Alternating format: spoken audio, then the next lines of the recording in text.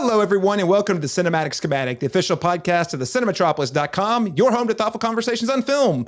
I'm your host, Caleb Masters, and today we're taking another stab at a 30-year-old horror franchise that is very beloved by a lot of people, and we're here to answer the question, does it really need more entries? Well, we're going to find out. That is right. We are reviewing Scream 7. We're going to start things off the same way we always do with an icebreaker question before jumping into a spoiler-free review of the film where we'll provide a verdict. And then we'll close out the show, as always, with our spoiler-filled and analysis discussion.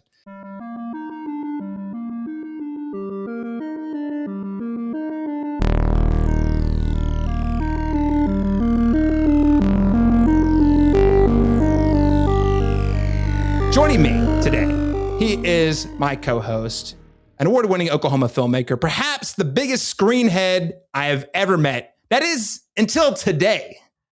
Laron Chapman, welcome back to the show.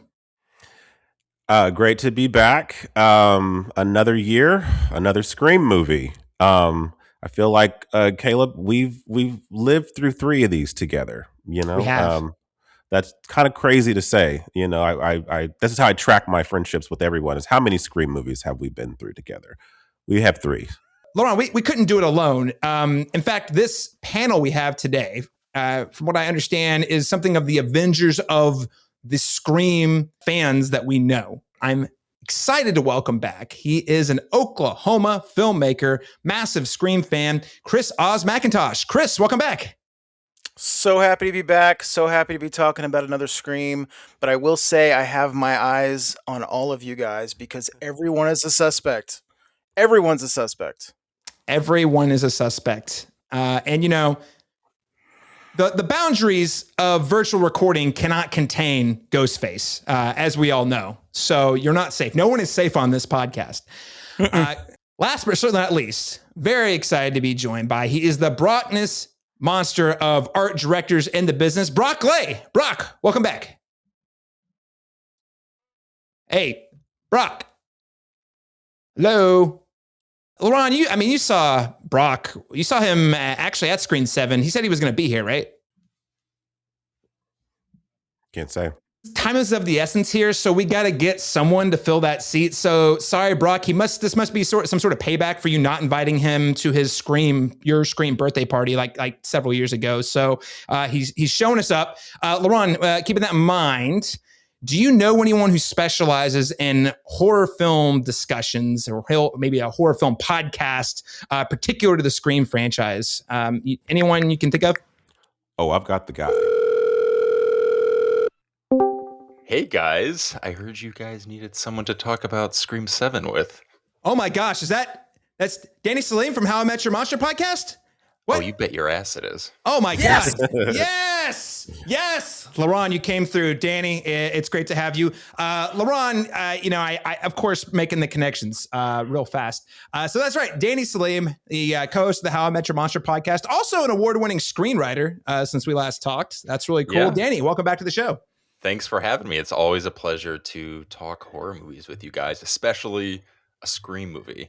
Well, this is going to be so much fun. Really glad to have this amazing cast to review Scream 7. Now, ladies and gentlemen, this is our first discussion in about 6 weeks. We've been on a little bit of a hiatus, and hopefully you've been by our YouTube channel to check us out there. You can subscribe, ring the bell for notifications, give our videos a like, would be a really great way to support the show. And of course, you can give us a follow on Instagram. Laron and I have been doing a lot more work on the Instagram channel lately, have a lot of mini reviews that we are posting directly to Instagram first, usually delivered as audio to podcast subscribers later. But check those out. As always, leave us a rating and a review on your preferred podcast app. That'll help us get discovered by more Stab fans just like you. Let's kick things off, as we always do, with our icebreaker question. And listen, guys, we're 7 movies into a horror movie franchise. And I thought, what better way to break the ice than to talk about retcons? Retcons, we all know what retconning is here, right? Yes, sir. So for listeners who might not be familiar, maybe you've heard it, but you need it defined for you, a retcon, AKA the full term is retroactive continuity. and very, very famous in horror movie franchises. Comic books are notorious for retconning. This is the act, practice, or result of changing an existing fictional narrative by introducing new information in a later work that recontextualizes the previously established events. So, as you can imagine, horror is rife with retconning. So, what is your favorite retcon in the horror genre? And Chris, Oz McIntosh, I'll throw it to you first. Okay, so it's an oldie, but one of my favorites is undoubtedly 1981's Halloween 2, which recontextualizes Laurie Strode as not some random girl that Michael Myers is stalking, but actually his younger sister. I think it's one of my favorites because even though the retcon itself is retconned years later, that plot point is really what propelled the franchise into the juggernaut that it is today. And I think if they hadn't done that, I'm not sure Halloween would have been around as long. And some of my favorite Halloweens, Halloween 4 is one of my all-time favorite horror movies. It wouldn't be a movie had they not made Laurie Strode Michael Myers' sister. Oh my gosh, another Halloween 4 fan. It's very specific, but I love Halloween 4. I don't really like 5 as much, and I definitely don't like 6. But Halloween 4, that's a great movie. I'll go to bat for that movie. Yeah. Thank People you. don't talk about it enough. Everyone's like, you mean that sounds like a direct to DVD sequel? No, it's not as good as the original, but man, it's really fun. It's got the fan service, but it's doing enough new that I had a lot of fun. Especially like the mob driving around town hunting him down. Like there's a lot of fun stuff in that movie. I have to say. So and Danielle Harris deserves, her seat on the Scream Queen throne. I concur. Fantastic. Yeah. One of the all-time greatest. Yeah, I was going to say one of the all-time greatest child actor performances in a horror movie, especially. Yep. Even which I don't like, but she is quite good in it, though. So she's giving a really interesting performance in 5 for all the flaws that movie has. The fact that she's that age and like going for something is like such a it's wild. It's a testament to her talent. She's definitely the highlight of Halloween 5, no doubt. This is great. I had not that retcon, but I did have other Halloween retcons on my potentials here. So I'm glad we got Halloween out of the way first because it is notorious for retconning multiple times over. But you're right, Chris. The last thing I'll say on that is making Laurie Strode the sister of the killer is like one of those decisions that I feel like has actually shaped horror, specifically slasher films, for like 40 years. Not just for the Halloween franchise, but I feel like that really sets the like expectation that a lot of people had of like everything's connected. What's the connection to the killer that we saw? It was really prevalent throughout the slasher films in the 80s and 90s and 2000s. So great pick. Cool. Danny. Yeah, I agree. Danny, what is your favorite pick for favorite retcon? It's funny because I probably should say Scream 3, which is funny enough, kind of the retcon in that with Roman Bridger is sort of like a Laurie and Michael situation where you find out that there's a sibling and they're connected. But I'm going to go with Bride of Frankenstein, actually. At the end of Frankenstein, they die in the end. And then, spoiler alert, but in the sequel, they come back and they have what some argue, is maybe the superior movie in the Frankenstein franchise. It's interesting because I don't know. I think I prefer Bride of Frankenstein over the original. Obviously, the original Frankenstein's incredible, but there's such like a really fun. There's a lot to dissect, I guess, in Frankenstein 2, especially within like the queer community. Between like the filmmaker and a lot of the themes and some of it just like very on the nose little details. If you go back and watch it with that lens or with that kind of like expectation, it's really fascinating. So the fact that we got that movie despite what was set up as a death in the first one is makes that specific retcon stand out for me. Yeah, no, great pick, Bride of Frankenstein. No, I think that that film has appreciated over the years, and of course, it's a timely pick because we are getting The Bride ! In theaters very soon. I think next week, as early as next week. It's early March, so it's coming soon. So very timely pick. Maybe a great time for listeners to go back and rewatch The Bride of Frankenstein. I know it's been a while since I've checked it out. Yeah, man, I said mine was an oldie. I know. I was like, wait, what? He said, "Hold my It's so beer." funny. It just like it popped in my head, and I was like, oh yeah, that is like that's a retcon. That counts. Okay, good. Oh, totally a retcon. Way back in the day. Oh, it's a great pick. Great pick. Yeah, thank you. Well, Laron Chapman, what is your pick for favorite retcon in a horror movie? You know, my favorite horror retcon actually was David Gordon Green's first Halloween, because it kind of retroactively took away or scrubbed away Halloween Resurrections from everyone's memory, like, because that was not the way Laurie Strode was supposed to go out. But then he made Halloween Kills and Halloween Ends, and so it kind of like, and I know people on this panel have different opinions about those movies. But for me, so that being said, I'm not going to pick that one. I don't know if this one technically counts, but Bride of Chucky is one of my like all time like guilty pleasures. And I think that the way it recontextualizes Charles Lee Ray's relationship to everything, and then adding such a fun supporting character that's gone on to continue making it through the television series now. It's crazy. Apparently they're going to do something else, like maybe an additional film. At this point, if you are a fan of that franchise and you're not watching that television show, you don't know anything about Chucky, because there's so much that has been recontextualized in that context, you know. So yeah, Bride of Chucky is like a guilty pleasure that I just love to put on every Halloween. So Man, Laron, definitely due for a rewatch on that. Love The Bride of Chucky. And that fundamentally shifted the whole franchise after that. I think so. I think it needed Jennifer Tilly. At this point, I think she's like the preferred of the two at this point, because she's just so fun and wild and crazy, but it's a fun and character. still fantastic. Still in great. the Chucky TV series. She's Yeah, still fantastic. still going like full on into it, like giving it Or 110%. horror scream queen royalty, obviously, like on the evil end of things, but I think it still counts. Yeah, Yeah. for sure. Great picks. Some intergenerational. I'm going to go. So we got like our way back pick. We got our 70s, 80s, early 80s pick. I'm going to go with the Saw franchise, my guilty pleasure franchise. I'm not really into torture porn, but I really love the soap opera-like nature of those films. And I'm always like, what's the twist going to be? How are these characters interconnected? The franchise is notorious, absolutely notorious for retcon after retcon after retcon. So much so that Jigsaw dies in the third film.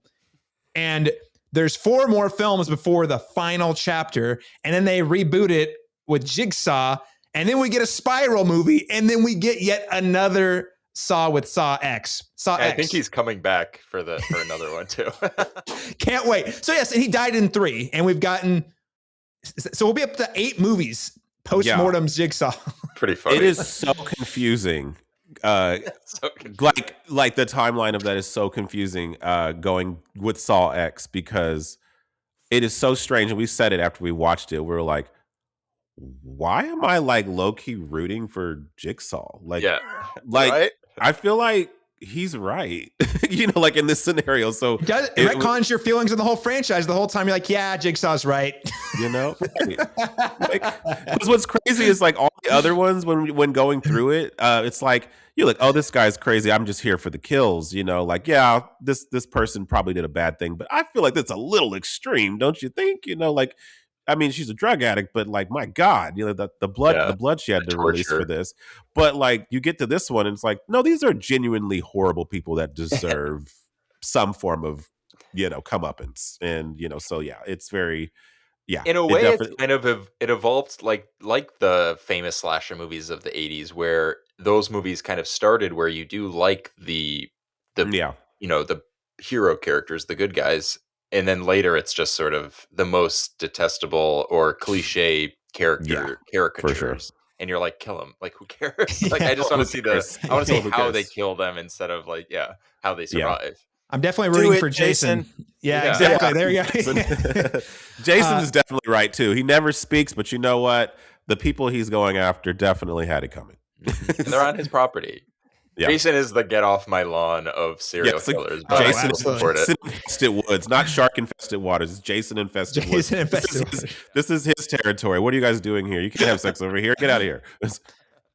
My one notable, I do think Saw X being a nice little proper retcon where it retcons how you feel about the entire franchise. I also have to say my very favorite was Saw 4 when you find out, oh no, Jigsaw did not have one, but he actually had a second secret apprentice, which is that's the vehicle they used to propel the franchise for 4 more entries. It's insane. And it makes basically no sense, but man, it's fun. He's so prophetic. My goodness. So forward thinking. It is definitely the horror soap opera.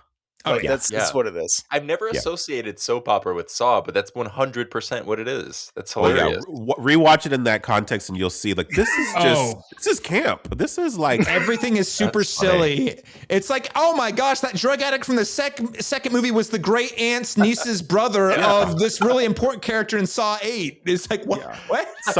Someone really loved like Seven, like David Fincher's Seven, and said, you know what, I want to make a ridiculous like soap opera like version of that with, and that's what funny. it feels like, Also, maybe one last retcon on Saw.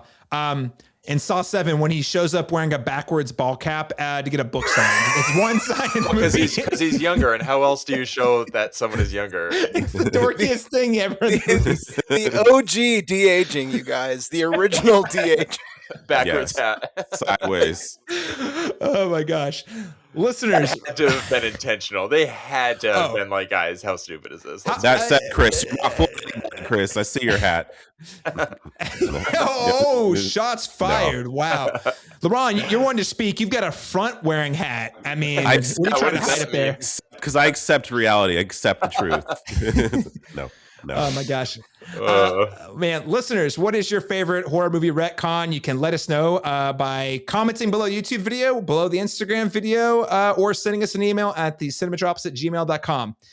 Gentlemen, we have some important housekeeping to get to. We are going to get to a spoiler-free review of Scream 7 shortly. But this movie, there's a lot going on in the behind-the-scenes drama of the movie that I think might be relevant, because whether or not it informs how viewers who don't know about it feel about the movie, it did inform how I think probably a lot of us were sort of watching and preparing for the movie. Mm-hmm. So I'm going to give a super short rundown. Feel free to interject if I miss anything. I promise I will not read everything in my notes. Super short context, listeners. Scream got rebooted in 2022. It was titled Scream. For some reason, I still think that was a silly choice. Scream 5 was really what it should have been. Or, Brock Lay coined. He's not here. He's not here to defend it, but he did say it should have been called 5 Cream. Yes, that's what I call it. I mean, it's the proper title, really. And it was directed by the Ready or Not directing duo. I'm going to mispronounce their names, but they're also known as Radio Silence. The movie starred Melissa Barrera, Jenny Ortega as 2 new co-leads of the series, but it also had supporting cast Jack Quaid, Jasmine Savoy Brown, Mason Gooding, sort of like the next generation of cast among another number of other folks. Of course, Neve Campbell, Courtney Cox, David Arquette all came back. That is until David Arquette got killed, R.I.P. The film was a huge critical and financial hit, so they got a quick follow-up the very next year, Scream 6. Neve Campbell, notably, did not appear in Scream 6 due to a pay dispute. Her specific quote was, "I didn't feel right. I just knew that my value to this franchise was bigger than what it had been offered. For me, I needed to make that choice." We still got Courtney Cox back in Scream 6, but no Neve Campbell. It was also a huge hit. And this is where things start to get a little dicey. We've had 2 winners in a row. And then in August 2023, Radio Silence, the directing duo, Bettinelli, Olfen, and Gillette exited the project due to scheduling conflicts with their horror movie Abigail, another film we reviewed on this podcast and quite liked. And then he was replaced by Christopher Landon from Happy Death Day and Happy Death Day 2. The big plot twist, though, came on November 21st, 2023. It was reported that Melissa Barrera, the new face of the Scream series, she was in Scream 5 and Scream 6. She was set to play a major role in Scream 7. She was fired from the 7th film due to making some pro-Palestinian social media posts about the Gaza war. And the following day, Deadline Hollywood reported that Jenny Ortega would also not be reprising her role as Tara Carpenter due to scheduling conflicts related to Wednesday Season 2.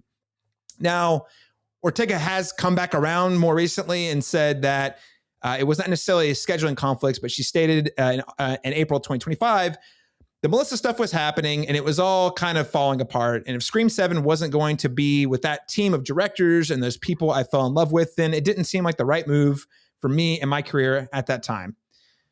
Flash forward a few months later to March 2024, Neve Campbell announces on her Instagram that she is returning to the role of Sidney Prescott alongside Kevin Williamson, who is most famous for writing, I believe it was 1, 2, and 4, and executive producing several entries of the franchise. They also soon after announced that Courtney Cox was returning as Gail Weathers, along with, I actually won't spoil this, it's in our show notes, but I'm not going to spoil it, along with a series of other legacy characters. All that said, it's a lot of information, but I think this is all context setting up because on this podcast at least, now I know I had some nits to pick with some of with Melissa Barrera's performance in some areas, and I'm not saying 4 and 5 and 6 were perfect, but in general, the story arc they were on, I think on this podcast at least, Laron, you can remind me if I'm off, we all were pretty into where they were going with it. So when we lost her, it felt like, whoa, where do we even go with this franchise? So Laron, I'll throw it to you first. How has this sort of behind the scenes drama and shakeup really sort of informed how you've thought about it? And, how do you feel about where we landed? It's really unfortunate because, I felt like when 5 was released, like I had a glowing response to the movie. I did have some gripes, with Melissa Barrera being the lead. I didn't think she was strong enough to be the lead in the first one, the first new iteration of Scream. And I think that they kind of saddled her with quite a bit to, kind of mine through while we're also just now being introduced to this character. So I don't think it's entirely her fault. I just think there was a lot of meat to that character and a lot of interesting elements that they had never tried in a Scream movie before that they're all trying to juggle all at once. So I was more forgiving of that because I think generally speaking, the new cast I was fine with. And then I felt like with 6, with the exit of Neve Campbell, as devastated as I was that she wasn't going to be there, I felt like 6 had such a big improvement characterization wise with the new characters that they introduced because Neve was not present. They had time to actually focus and kind of give this new generational cast kind of a place to really stand out. And so I felt like she matured significantly in that one, and I was more sold on following this cast into whatever Ghostface shenanigans they were going to get. But so then the hard pivot from that is that we had to already embrace Nev's exit to embrace this new cast, only to then now in Scream 7, as we'll get into, have to revert back to Neve Campbell. So I had mixed emotions about that because one, I'm happy to see Neve back. I'm always going to be happy to see Neve. She is the OG in this space, and I do think that her presence is very valuable in the Scream universe, even if it's not utilized in a prominently featured lead actor way. But I hate that it came at the expense of the narrative that they were kind of teeing up for us, with this new entry. And so you do kind of feel like the connective tissue being ripped away in that regard, because then it's like, do we just disregard what we saw? In essence, are we retconning things now? Or are we teetering on the verge of retconning things?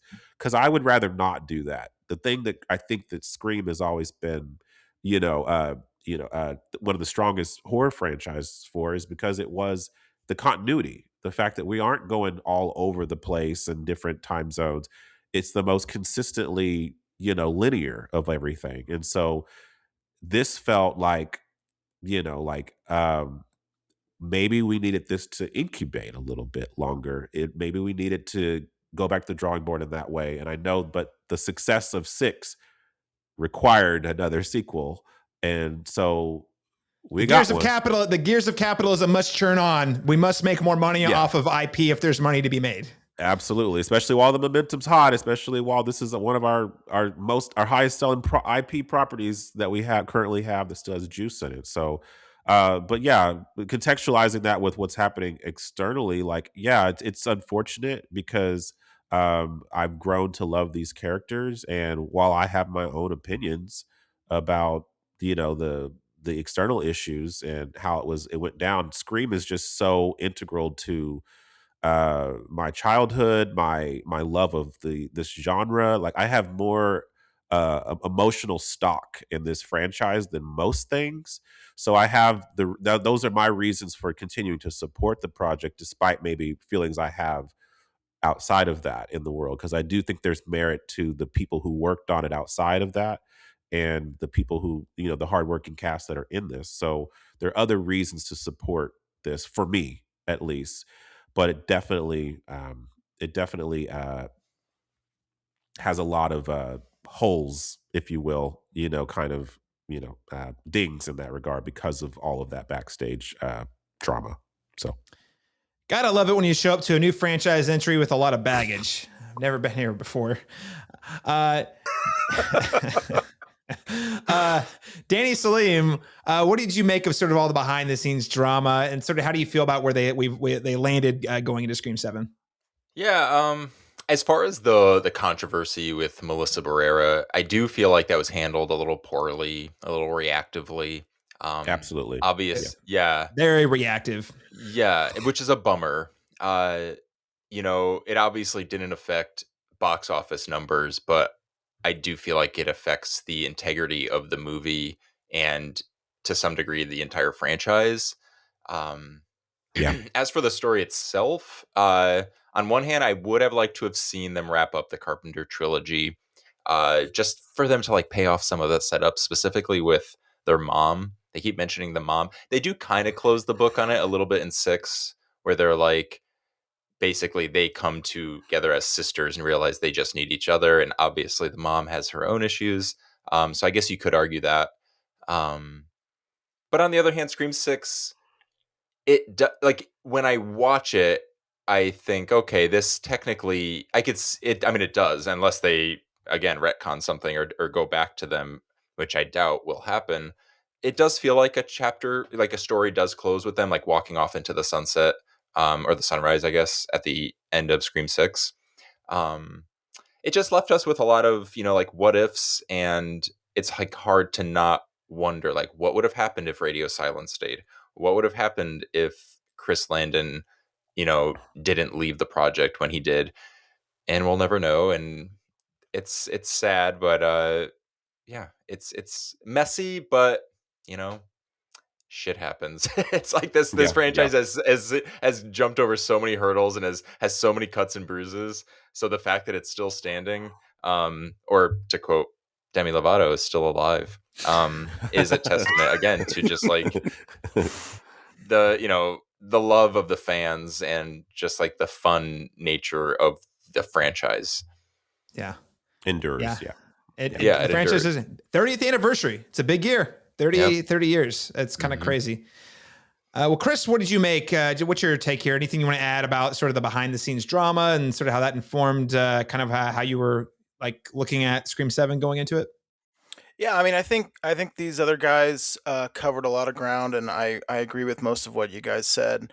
The only thing I'll go with a little bit more of a positive answer.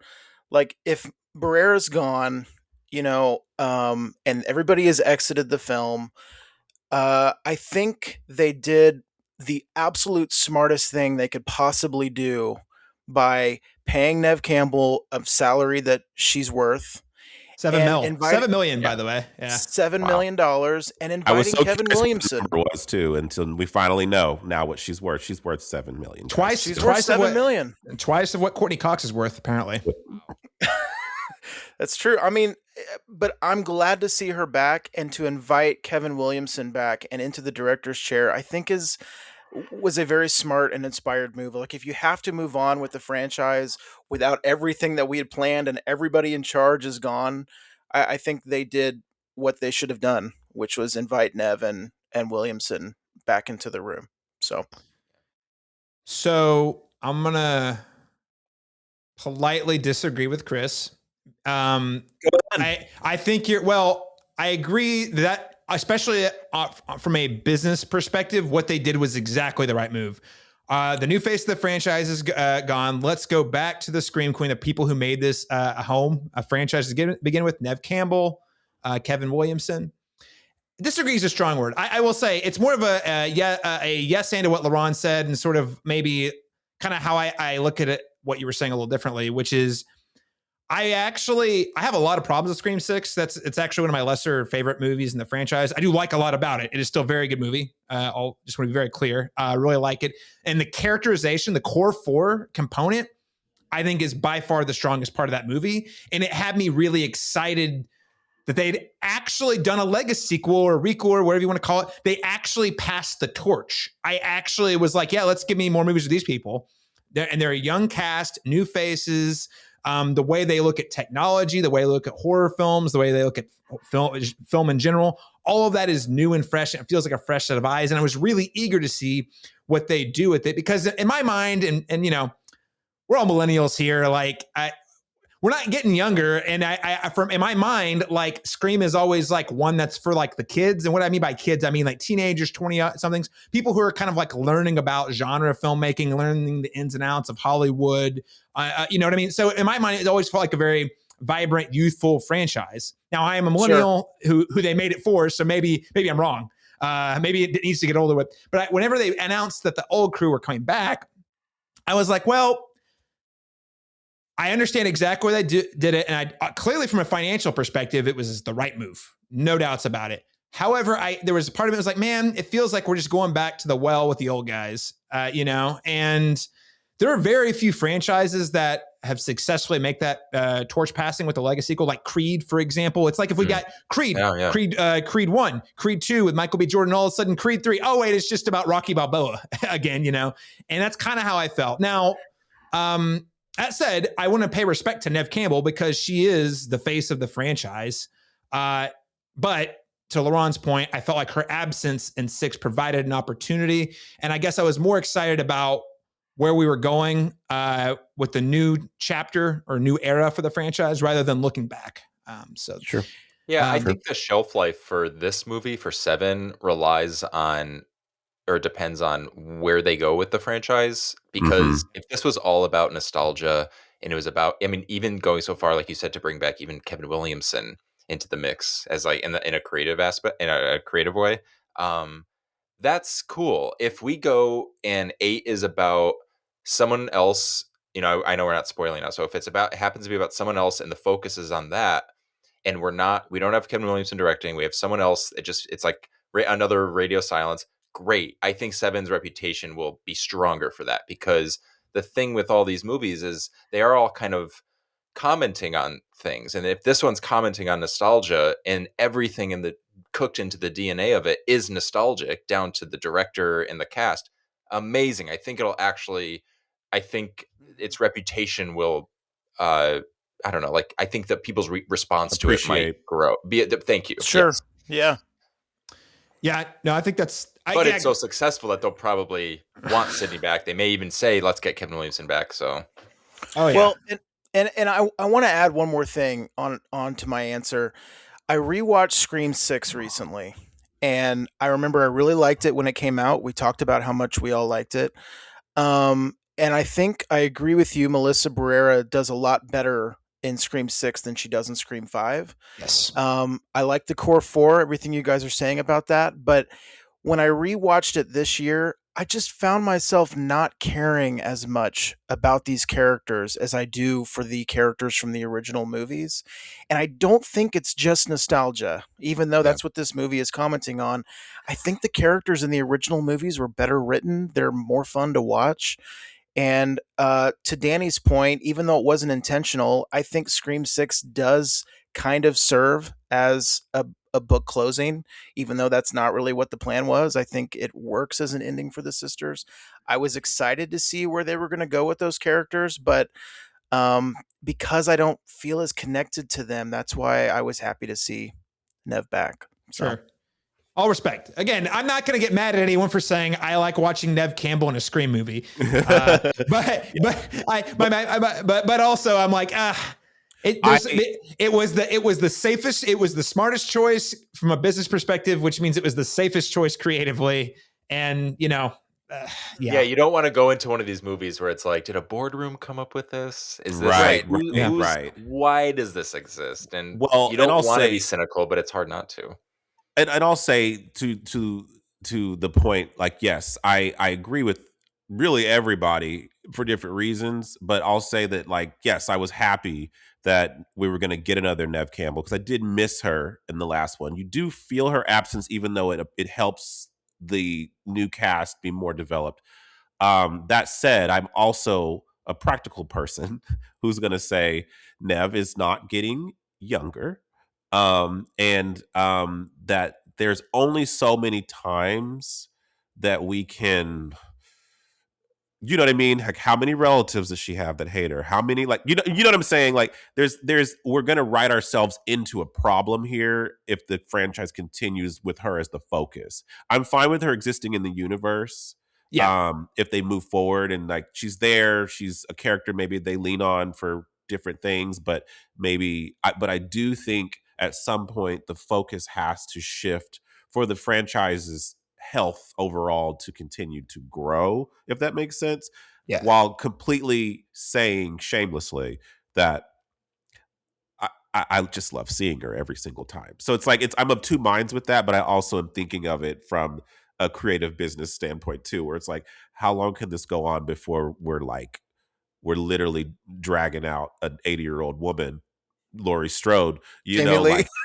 like like, we're gonna do this, Michael. Like, how many times can we do it before it does become a little, like, so that's my thing. It's like, we're not there yet, I don't think necessarily, but we are very close. I would say, like, we probably got one or two more movies with Nev if we get them, and before I'm like, what can we say? What can we do? And I mean that with her, even in a B plot sort of like capacity. But that's just my I have thoughts. We're gonna save it for the review. I'm gonna save it for the review we're going to. My thought. Just one thing I want to say, Laron, is I too enjoyed seeing Harrison Ford show up as a Force ghost in The Rise of Skywalker, a truly demonstrably awful piece of filmmaking. I still like seeing Harrison Ford, even if it makes no sense in fiction.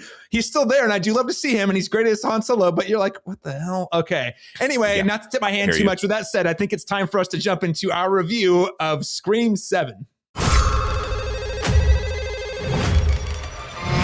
Hello? Hello, Sydney. Did you miss me? Nice little town you found. You and your pretty daughter. Reminds me of where we grew up. Well, you sure know a lot about me for another asshole hiding behind a voice changer. Oh, I'm not hiding, Sydney.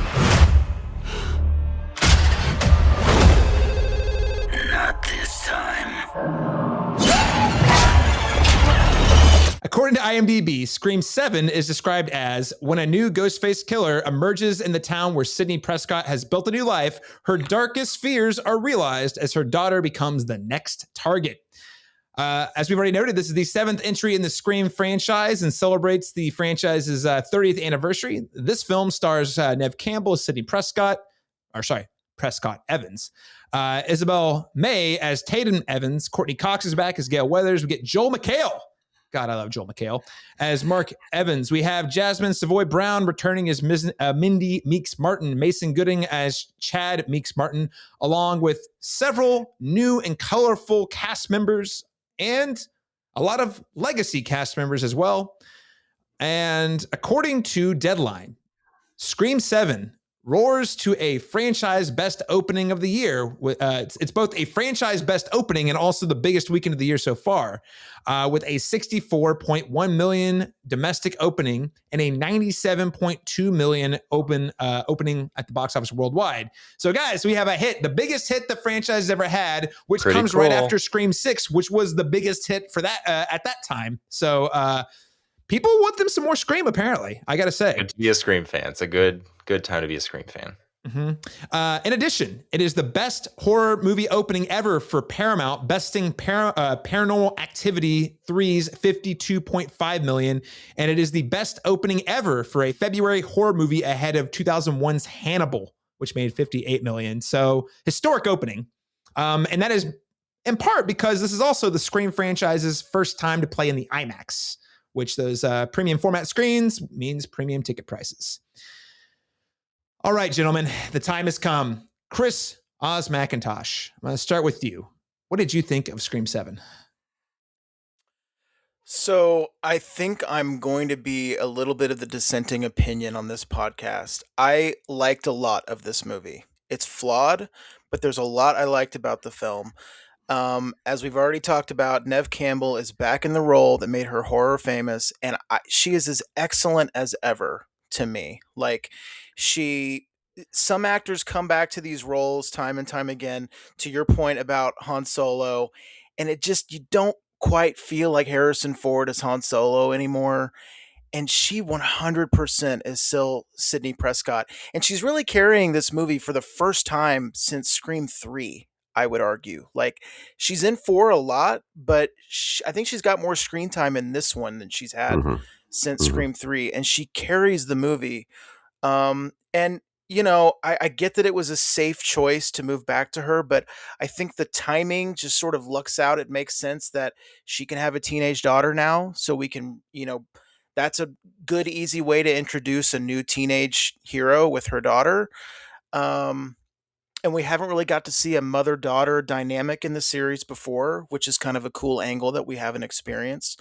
Another thing that Scream 6 didn't hold up as well for me was that the humor is not really there in that movie. There are some great set pieces, convenience store, the ladder sequence, Gail's apartment, great set pieces in that movie.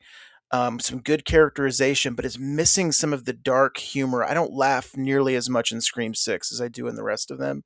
And I feel like we've kind of come back to that a little bit in this one. I was definitely laughing in the theater this time more than I have in a while with Scream. In terms of what I didn't like, I know we're going to get into this more in a little bit, but the killer reveals are not great. I like AI as an idea in the story. I think the execution is not amazing, not great.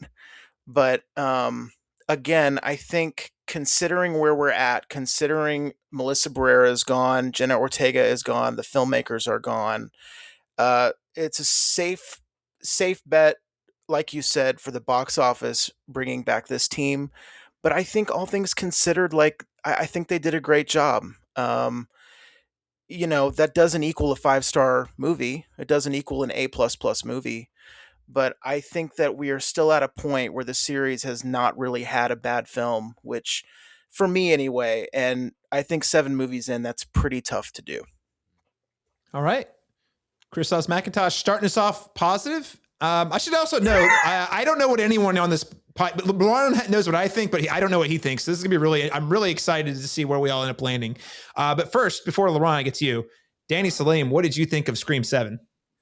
So I had the same gut response when I first watched Scream 7 that I had with Scream 4. And it's kind of like the only response that comes with things that I love. It's like it's impossible to not be critical or to have these insane expectations. So I see that as more of a flaw of mine than the material that I'm like having the feeling about.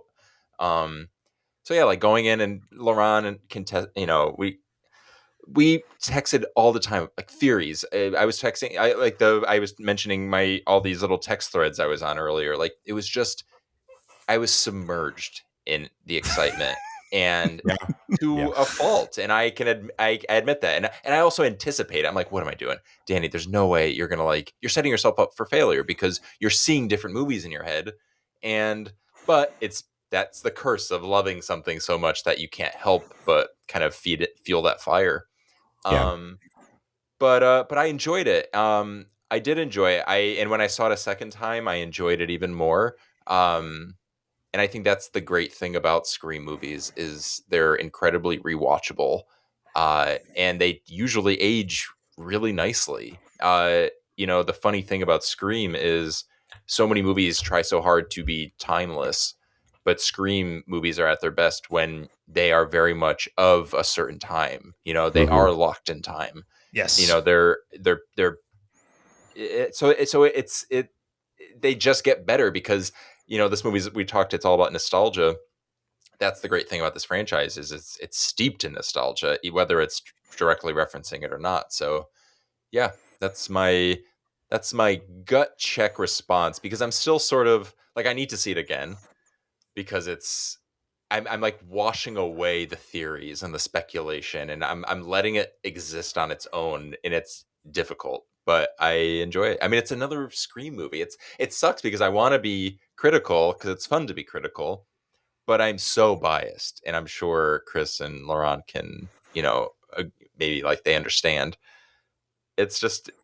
I'll always love that there's a new Scream movie, and I love that there's this Scream movie. And even though we'll talk about some things that maybe I wasn't wild about, as we continue this chat, overall it's like, yeah, we're 7 movies in. Are you kidding me? Like, this is so fun. This is so great.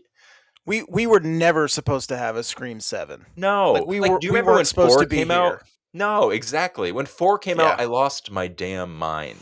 And never in a million years could you have convinced me that 5 was coming out. When Right. that happened, Yeah. that was like, oh my, and then to know that Radio Silence was doing it, coming off of Ready or Not, which was just talk about like fresh and exciting, and love it so much. I'm a happy guy. All right. Well, Danny Salemme also real happy. I guess we'll talk. Feel free to like weigh in with any of those criticisms where it feels appropriate, but we can also do it in the spoiler section. We are going to have a pretty lengthy, in-depth spoiler discussion where we talk about a lot of the reveals and a lot of those good and bad, positive, negative, rather, criticism probably come out there. LeBron Chapman, what did you think of Scream 7? Okay, so typically, and I would have expected me, especially me and Danny, immediately after the movie to be like, oh my God, and remember this, and remember that, and this thing happened, and this thing happened. There was silence. We said nothing to each other, I think, until, was it the next morning? Or was it we were the day after? digesting. We were Even definitely mid-conversation, digesting. we were digesting. I had such a visceral reaction to this movie. Like I mean, I left.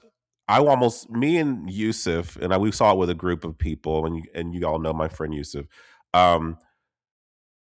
I was grieving for for a good 20 some odd hours. Like, I don't even know. I can't articulate words. I can't say even truly what I think. And I sat with it. I rewatched it again later in the weekend to ensure, like, to really solidify my feelings. And this is how I feel. When you were a kid and like you did something really bad, and your parents, they didn't punish you, they just gave you dead silence. It was just disappointment, which felt worse. Worse that you can't even say to Shame. me. You can't even say to me what I feel. But then as a parent, you go to sleep, you sleep on it, you wake up the next morning, and your kid, in this case, Scream 7, comes into the room all pouty and apologetic, like, and you take a deep breath, you kiss him on the forehead, and you say, look, I was so disappointed in your choices. But understand something, you are still my child, and I love you regardless, but we're never doing that again. So to sum it up, to put this in actual context, this is my least favorite Scream, hands down. It's just going to be, people hate on 3. I think 3 is a good time. It's not a great, all of them have different kinds of flaws. I think Scream 3 suffers from not being a very good slasher, but being a really good whodunit, still, like, whereas I think, I agree with you about 6. The commentary is a little too light, so it's not really good as a satire, but the deaths are intense and creative. I think I've realized, like, with all the components that make a great Scream movie, being like a good opening, a good cold open, a good killer reveal, some good commentary on whatever's happening in the genre at that particular time. Um, I realize that the aspect of these movies that I love the most, it all goes back to Scooby-Doo, which is what these movies Mhm. are. They're adult Scooby-Doo movies. Is the whodunit aspect of it. I've realized that that's the thing. Some people care about the killer reveal more than me. Some people care about how creative the deaths are. I care about the internal mystery of it all, the red herrings of it. I realize that's the most fun aspect of it for me. And this one fails miserably on that front. But on second watch, um, without collapsing under the weight of my expectations, and I was able to watch the film for what it is, which is just, in this case for me, a middling kind of generic slasher movie that happens to have a lot of nostalgic qualities to it and characters that I love to see in any capacity, no matter what. Um, it works okay on that level. But as a Scream movie, I think it's the least clever. I think I agree with you about Kevin Williamson. I think the return of him brought back a certain he has a kind of, what do you call it, a 90s earnestness Hmm. that is not in 5 or 6, that I think is Mhm. back here. I think that was nice to see. The vibes, I guess, which, like, this feels like what it felt like in the 90s, that kind of hokey but really cozy kind of feeling that it gives you. It's That's still, the Dawson's Creek, yeah, Kevin like, Williamson. Yeah. that is here, but I just think they did not thread the needle tight enough with the narrative itself, that by the time we do get to the killer reveals, I was having a generally fine time with this movie until we get to the very end climactic moment where you find out what it all is about, and where it took a huge nosedive for me and kind of retroactively, like, unfurled the whole thing for me. So I think, when going into it now, knowing what it was going to be, I was able to appreciate moment to moment things that I was liking, where there are components of this that I think are great. Some of the kills are great in this. I loved seeing Nev Campbell, with the mother-daughter dynamic, for me, was integral to this, because you realize Maureen Prescott, was always, that's kind of the impetus for everything. Like, she's always been kind of carrying the burden or the sins of her mother, if you will. Things she never, all she did is exist, and she's having to carry the weight of her mother's choices. I thought that was an interesting through line into this. And when I heard Sydney was going to be a mom, that was like, okay, now she's kind of, in her own way, doing the same thing for her daughter, trying to do the best thing for her, but ultimately putting her in harm's way. And all of that stuff kind of worked for me. I just wish it was a better whodunit. That's my issue. And I just feel like it fails on that regard. And I don't think we have a lot to say about anything in this. I know he kind of prefaced that this time around. He did say that he was going to be very light on the meta-ness of everything. And I think that there's still things you could talk about. Prequels, spin-offs, Isn't that like the point of the series, though?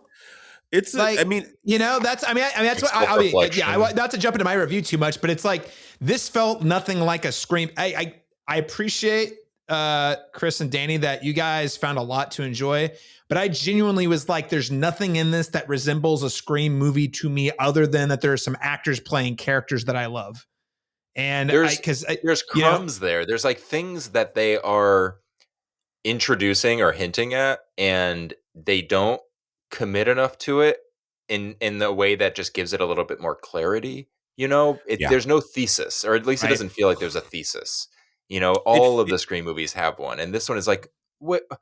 It feels Okay, like the I first get it, draft. but not It feels like the totally. first Yes. draft. Yes, To be it fair, does. like, it feels like we got the general idea on the page, but let's tighten this. Let's, like, thread this needle a little bit tighter. Like, what do we want to say about AI? What do we want to say about whatever, like the maternal generational trauma aspect of motherhood, it. nostalgia, AI, And literally any yeah. of those things. What do you want to say about it? And the movie's like, I don't know. And what's the clever twist on it? Literally any of the things that are even in the movie.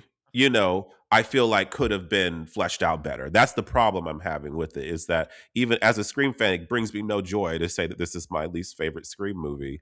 But I will say I went from almost hating it to like, okay, it's entertaining enough if I'm not thinking about all the things I want from it, if that makes sense. Like it's still I'm still, as Danny said, biased because I'm a Scream fan. I'm gonna find something to like in a Scream movie, no matter what iteration it is.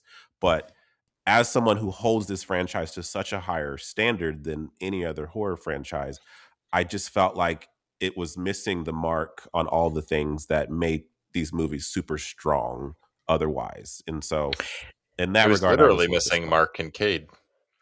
Another Yeah. Mark. It's Yes. true. Missing the Mark Kincaid. Yes. Oh my That's gosh. true. And I will say, as somebody who liked the movie and had fun at the movie, I don't really think you're wrong about what you're Yeah. saying. Yeah.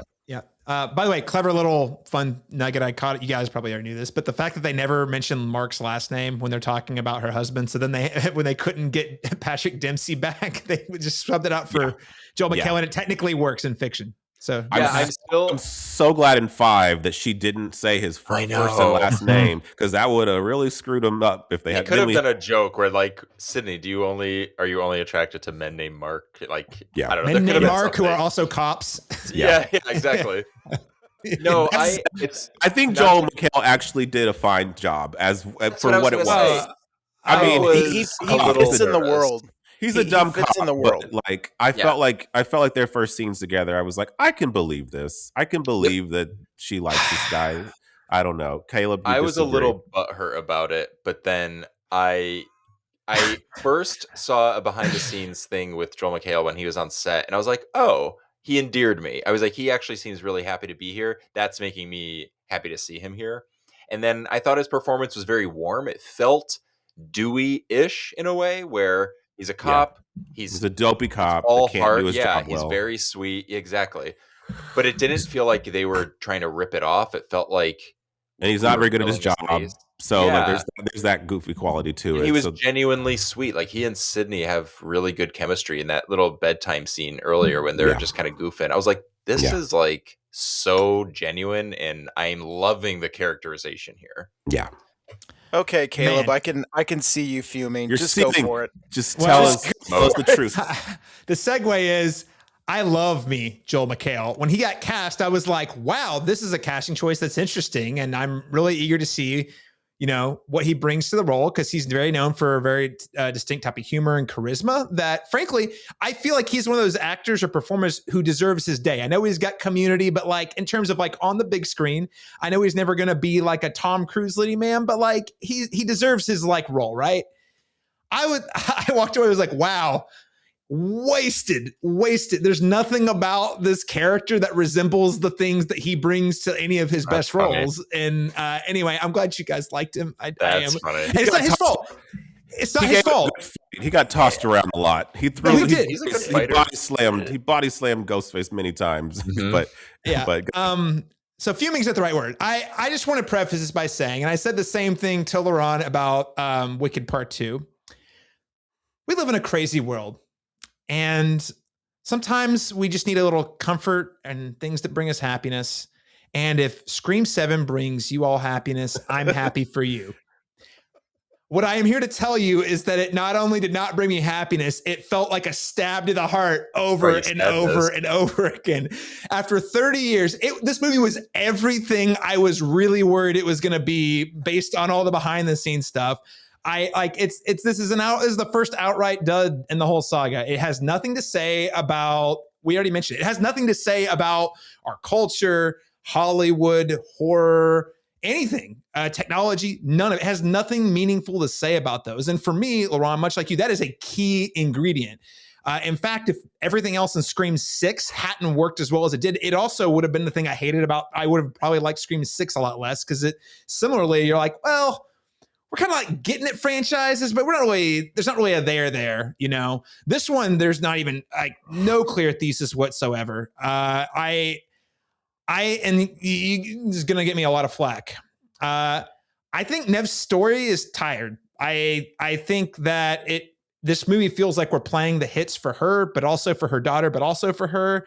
And rewatching the series and lead up to this, I really admired where they left her with 5. And even though I know that the design was to have her in 6 and she couldn't make it, I was like, in terms of her like arc about trauma and how it has shaped her life and how she has come to live with it as a survivor, I really thought that was a powerful, amazing place to leave the character, and it felt complete.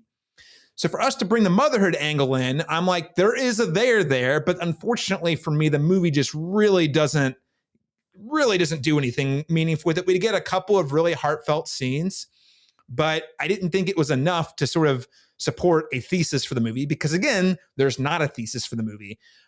So I hate to say it, guys. This is a film about the old guys. I really wanted one more about like next generation. And I'm really happy. Neve Campbell is very good. I will say she is very, very good. In fact, I think she's way better than the script offers her. And so her performance is the best thing in the movie by like a lot. So I want to give credit where it's due. I just feel like with this character, there's like, it's like Laron, like you were saying earlier. I don't know how much more we have left to say with her and Gale Weathers that hasn't been said multiple times in previous movies. And I guess if the idea is, oh, look, we're recycling beats and tropes from previous movies and it's our criticism of nostalgia, well, where's the criticism? It just feels like nostalgia, you know? Yeah. Anyway, sorry if I did not. I just want to go back to saying, if this movie brings you joy, do not let me rain on your parade. That is not what I'm saying. I wanted this to be good so bad. I love Scream, and I hope whatever they do for 8, which is inevitably coming, I hope it's something really good and interesting, and I hope they take their time to really reflect, and we can get back to that whodunit commentary, because the whodunit, the who did it and why is literally the defining component of what these movies are about. And this one just didn't have it. I also didn't think it was funny, and I didn't think it was scary. There was a couple of chase sequences that I thought were really, really good that were all ruined in the trailers. And that's not the movie's fault. That's the marketing's fault. But Yeah, for sure. The best parts that I liked the most, I had already seen mostly play out in the promo materials. That's true. And the last thing I'll say is I also think, to your point with the marketing, like I think we were very deceived by this marketing. There's a lot of things that didn't happen. We never hear Ghostface say, "I'm going to burn it all down," which was definitely like something that was felt a like thing. the thesis. That felt like that was supposed to be the thesis. It was one of the posters. It says on the poster like "burn it all down" on one of them. Like, so I was like, that never comes into play. I also felt like we have an egregious lack of Roger L. Jackson's, which is another hallmark of this. Like his menacing cat and mouse. Like the voice work in that is also like a huge component of this. It's cheapened for a different reason that we'll get into later. And I also felt like, I wish that there were things that you could say again, even with the things that they kind of tease at here. But it does feel like the whole marketing of it all is leading to this. And then when you put that in context with what happens, you're like, that, like that, it doesn't. Hey, listeners, I'm just going to let you know, if in the promo materials, the tagline is something like, "It's all been leading to this," let me tell you, that is a signifier that the franchise is in major trouble. And I'm not even joking. There's so many franchises where I've seen that tagline, the movie ends up being very bad. Because I could have went into this cold and maybe I wouldn't have felt this strongly, but it's because they were building a narrative. A false setup with the narrative, with the breadcrumbs leading to something, and then it just doesn't equate or amount to any of the things that they kind of tease were going to happen. So. Okay, Chris. And to your point about going in cold, I basically went in cold.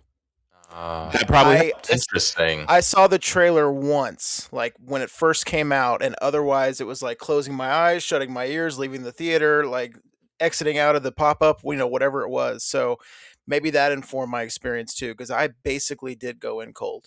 Okay. Yeah, the whole like burn it all down, like I was like, oh, it's gonna be like a commentary on the commodification of, real life crimes, and maybe the killer is which is funny because it is. Well, okay, we're not in the spoilers. Yeah, we're not in spoilers yet. Yeah, not yet. There's something they could have connected there, and I don't want to be a victim to my own. Yeah, it's just I'm like, darn it, Yeah. it was right there. All you needed was just to thread that, and it could have worked. But And that's probably what it is we saw the things they could have done with this. So it's not like, this misses the mark. It's like, but the things were there. You just didn't do the thing. You didn't connect the thing to the thing. You just you did told this. us it was coming. You told it's not us like it we was made it coming. up. Yeah. So that's what's strange is it just feels like, it's hits the generic Scream beats, and like there are things that happen in every Scream movie. It's just less satisfying at each turn of those things than it was in other entries for me. Well, and Laron, we and I listened back to our Scream 6 review, and we talked about this too. It's like, well, where do they go with this next, right? And I think that one of the things that we brought up was like, well, at this point, the Scream franchise has become its own formula. There's tropes. We all know that there's going to be a call or something at the beginning. It's going to be a cold open. It'll slash. We know that the movies have been telling us this for a while. We know it. So I remember the idea was like, well, one way you could do it is if the Scream franchise is like deconstructing itself and ask, what's the point of even making a Scream movie anymore if we've gotten so meta? And the whole burn it all down kind of made me think, oh, I think that seems like where they might be going. And at 7 entries, bringing back Nev Campbell, that seems like the place to go. And yeah, they just didn't do it. Last stray thought, weakest. I can't believe I'm saying this because I thought Scream 3's opening was pretty bad. My money, weakest opening by like. Oh, really? I didn't like it. It just, there was nothing to it. Like I liked that it was back at the house. I like the whole. I guess I like the premise of like, oh, they've turned Stu's house into this like murder Airbnb experience. That's kind of neat. But like pretty much everything it was very predictable. Oh, look, it's a statue. Oh, they're going to swap it out. Like, and again, I think the other thing, it's a small, subtle thing, is oftentimes, I think most of the films, there's very subtle nods at what the movie's going to be about that they plant in the conversation with the Ghostface in the opening. And because there wasn't a thing, I was like, so what was the point? What was the point of that? That's what's frustrating. That was the part that was frustrating. I think I disagree with it being the weakest opening, but I do agree that it feels inconsequential in the larger scheme of things because like we don't really call back to that in a way that seems like, I don't know if we even do. Maybe it's referenced passively. I don't remember now, but I think that the general setup of it was fine. I thought it was a suspenseful set piece and kind of cool. But when I'm thinking about it in context of the entire movie, I'm like, well, what was that about then? Normally the opening is like, it goes right into baked into the DNA of the preceding events. Yes, like the big question. Yes, and then it's like, oh, you're talking about the thesis for the movie, and then we go into it and we explore it, and we didn't do that. It just feels I think there's a way, when we get to the spoiler part, I think there's a way to argue like how it did connect, but I think because there were so many issues with how they laid out the reveal it's poorly of the explained, motive, it's like, just again, I mean, I'm beating a dead horse, just like another pass on the script. Just tighten it up. Yeah, it's like you said, Laron, just not threading the needle quite tight enough. The pieces are there to connect, and they're just not quite connected enough. And that could have been because they rushed it. It could have very well been because we had to pivot hard and we had to write a script real quickly and get it out in a year's time and do all the things that this is what they came up with this is what they cobbled together in that time frame. And that's why it feels like certain things are there, but they're not quite. Yeah. You know what I mean? Fun They're not ideas, connecting, but they're not connecting. And I think that's a product of being rushed. Yeah, for sure. So it takes my final thought. We'll get to letter grades and then do our series ranking. Laron, I texted you this. Also, funny enough, Laron, and the text that I have with him and Brock Lay, me and Brock were dropping some comments. It took Laron a full at least a day and a half. It took you a while to say anything. And I was like, either he is head over heels for this movie or he's mourning. He is mourning his disappointment. He is mourning. I was mourning. I was in mourning. I was like, I can't even like joke about this right now. This is like so devastating to me. I don't feel that same way now, but I do have a lot of problems with this one for sure. It reminds me, so in that text that I said, the movie I've been thinking about a lot, and I've already tipped my hand here, it is Star Wars: The Rise of Skywalker. In that, it's a movie that there was a totally different script, totally different idea for a third one, had been long in the works. Tons of behind the scenes drama happened. They had to rush this movie out. It felt like cobbled together by like studio executives who were just like, we got to get this out by a deadline. Still made tons of money. And as I was watching that movie, it was a very similar experience for me in this movie where I'm like, it barely feels like a movie. It feels like a list of ideas that we are very loosely stringing together. And I just don't know what I'm supposed to care about. Now, I don't hate this movie as much as I hate that movie, but I just on like the way I processed, Laron, my experience with that movie was the same. I went back and saw it a second time 2 days later, the same as you, because I was like, there's no way it was that bad. Maybe I just was let down, and it was that bad. And I kind of haven't seen Scream 7 again yet, but it's definitely one of those. I'm like, I think it's the worst one. It's definitely the worst one. I think it's a bad movie. We'll find out whenever I eventually get back to it, but I'm in no rush. Myself. Caleb, what's so funny is they could have commented on that specifically about it kind of being cobbled together. Like, imagine if that was the commentary. Yeah. Like having a self-awareness of like, we know this is kind of a crazy turnaround. Like the audience. What do you do when you have to rush a script? Exactly. Let's comment on it. Like Mindy could be like, oh my God, what does this even mean? And they could just like have this meta commentary. Like, this is kind of this doesn't make any sense. Doesn't make sense. I don't get it. And an that executive. And like that. What do those murders in Woodsboro even mean? Yeah. Like they don't even connect to Sydney. This is so stupid. Like what? Yes. I mean, we could have done just something. Say it. Like it's okay in Scream. You can spell it out. I don't care much for subtlety in these movies. So just say it. Fair. No, for sure. I keep saying last thought. We'll get to more in spoilers. All the legacy characters outside of Courtney Cox and Nev Campbell completely wasted and borderline offensive, but we'll get to it. Letter grades for Scream 7. We'll go and back around. Laron, starting with you. The night of the movie, it was a D minus. Like I couldn't go as far to go as an F, but I think just the weight of my expectations for sure. That's where it was with where I wanted to go and where it didn't. And then it came in before class for some bonus points. For some bonus points, right? Exactly. This feels like a stab movie, guys. This feels like an in-universe stab movie. That's what it is for me. Yes. And it's like it became the thing it used to make fun of. It feels like one of those things. But that being said, I mean, again, on rewatch, I have risen pretty far into. I'm going to give this a C plus. Whoa! And that is from a D minus. So I did go up pretty far, but I will say that it is still dead last. It is going to on rewatches when I do this every Halloween. This is going to be the one that I'm going to have to like grit my teeth through, but. It's still a Scream movie, and I'm still a toxic fan. So, is it a Scream? Is it a Scream movie? Okay, well, Caleb, I love your energy in this episode. It's so good.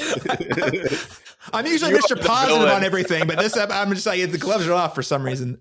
Danny, what letter grade would you give the film? I was back and forth. I mean, everything everyone's saying. I especially like Laron, your sentiment about the gut reaction, and then I do find myself trying, and maybe it's just the Scream fanatic survivalist in me. Like, I just want to look at the positives. It is there. I think there is something toxic in that, maybe because I'm like, I can't hate it, and I don't want to hate it. So that's also fueling it. But I did I've picked up on things on a second watch that I was like, oh, I actually really like this, or like I think this character is fantastic in this franchise, etc. So I was teetering back and forth between. I'm going to give it a B minus. Oh, right. That's some restraint. I like that. Yeah. Some honesty. Well, that's respectful. Chris Oz McIntosh, what letter would you give the film? I'm with Danny on this. I mean, I'm with all of you guys on this. You're not wrong about the criticisms. But I love these movies, and I had a great time at the theater, so it gets a solid B from me. All right. That's all that matters, really. Did you have a good time? I mean, sure, hopefully it's got rewatchable, but at least you can say I had a good time watching the movie, and it sounds like you'd watch it again, yeah? Absolutely. I want to see it a second time. Oh, yeah. I want to go tonight.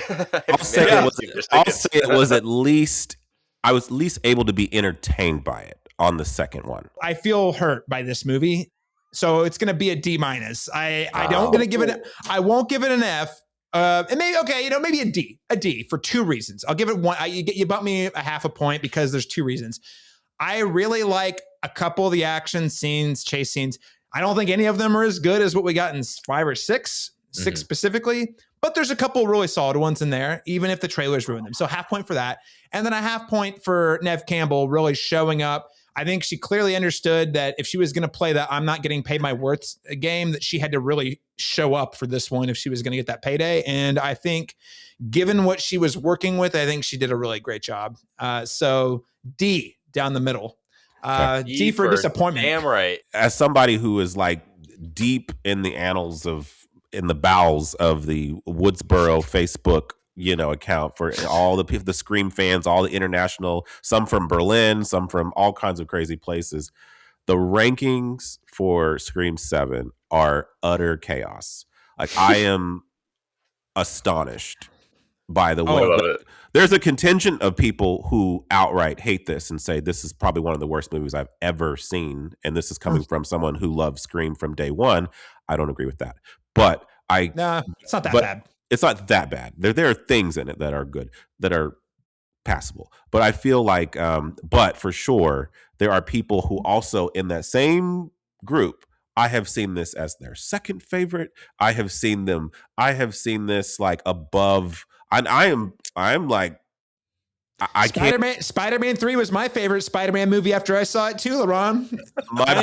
You think I'm joking? I'm not. I convinced myself that it was that good because I loved it so much. It's like my brain is melting, but you know what? I love that. I'm not gonna yuck their yum. Whatever. If that's what they. Spider-Man 3 is no longer my favorite, by the way, but I do still like it. But it's definitely not the best one. You don't have to lie to us, Caleb. This is a safe space. Yeah, emo Parker. Speaking of emo things, let's get to rankings, Laron. You said it. Rankings are all over the place. And I got to know how Chris Oz McIntosh ranks the Scream movies now that we have Scream 7. Chris, what you got? I hope you guys still invite me back to the podcast with where I've got this movie ranked. So should I go best? Yeah, is it best to worst or worst to best? Great question. Let's go ahead and rank it from best to worst. Okay. So for me, there's no question the original Scream is the best movie. It's a perfect movie for my money. Scream 2 comes really close to that. So Scream 2 is next. Scream 3, as we've discussed, has appreciated for me over the years. So I'm going to put Scream 3 at number 3. I think there's a lot. It's a fun movie. The presence of Hollywood in the movie just really works for me. The next 3 are very neck and neck, and I think would change on a day-to-day basis.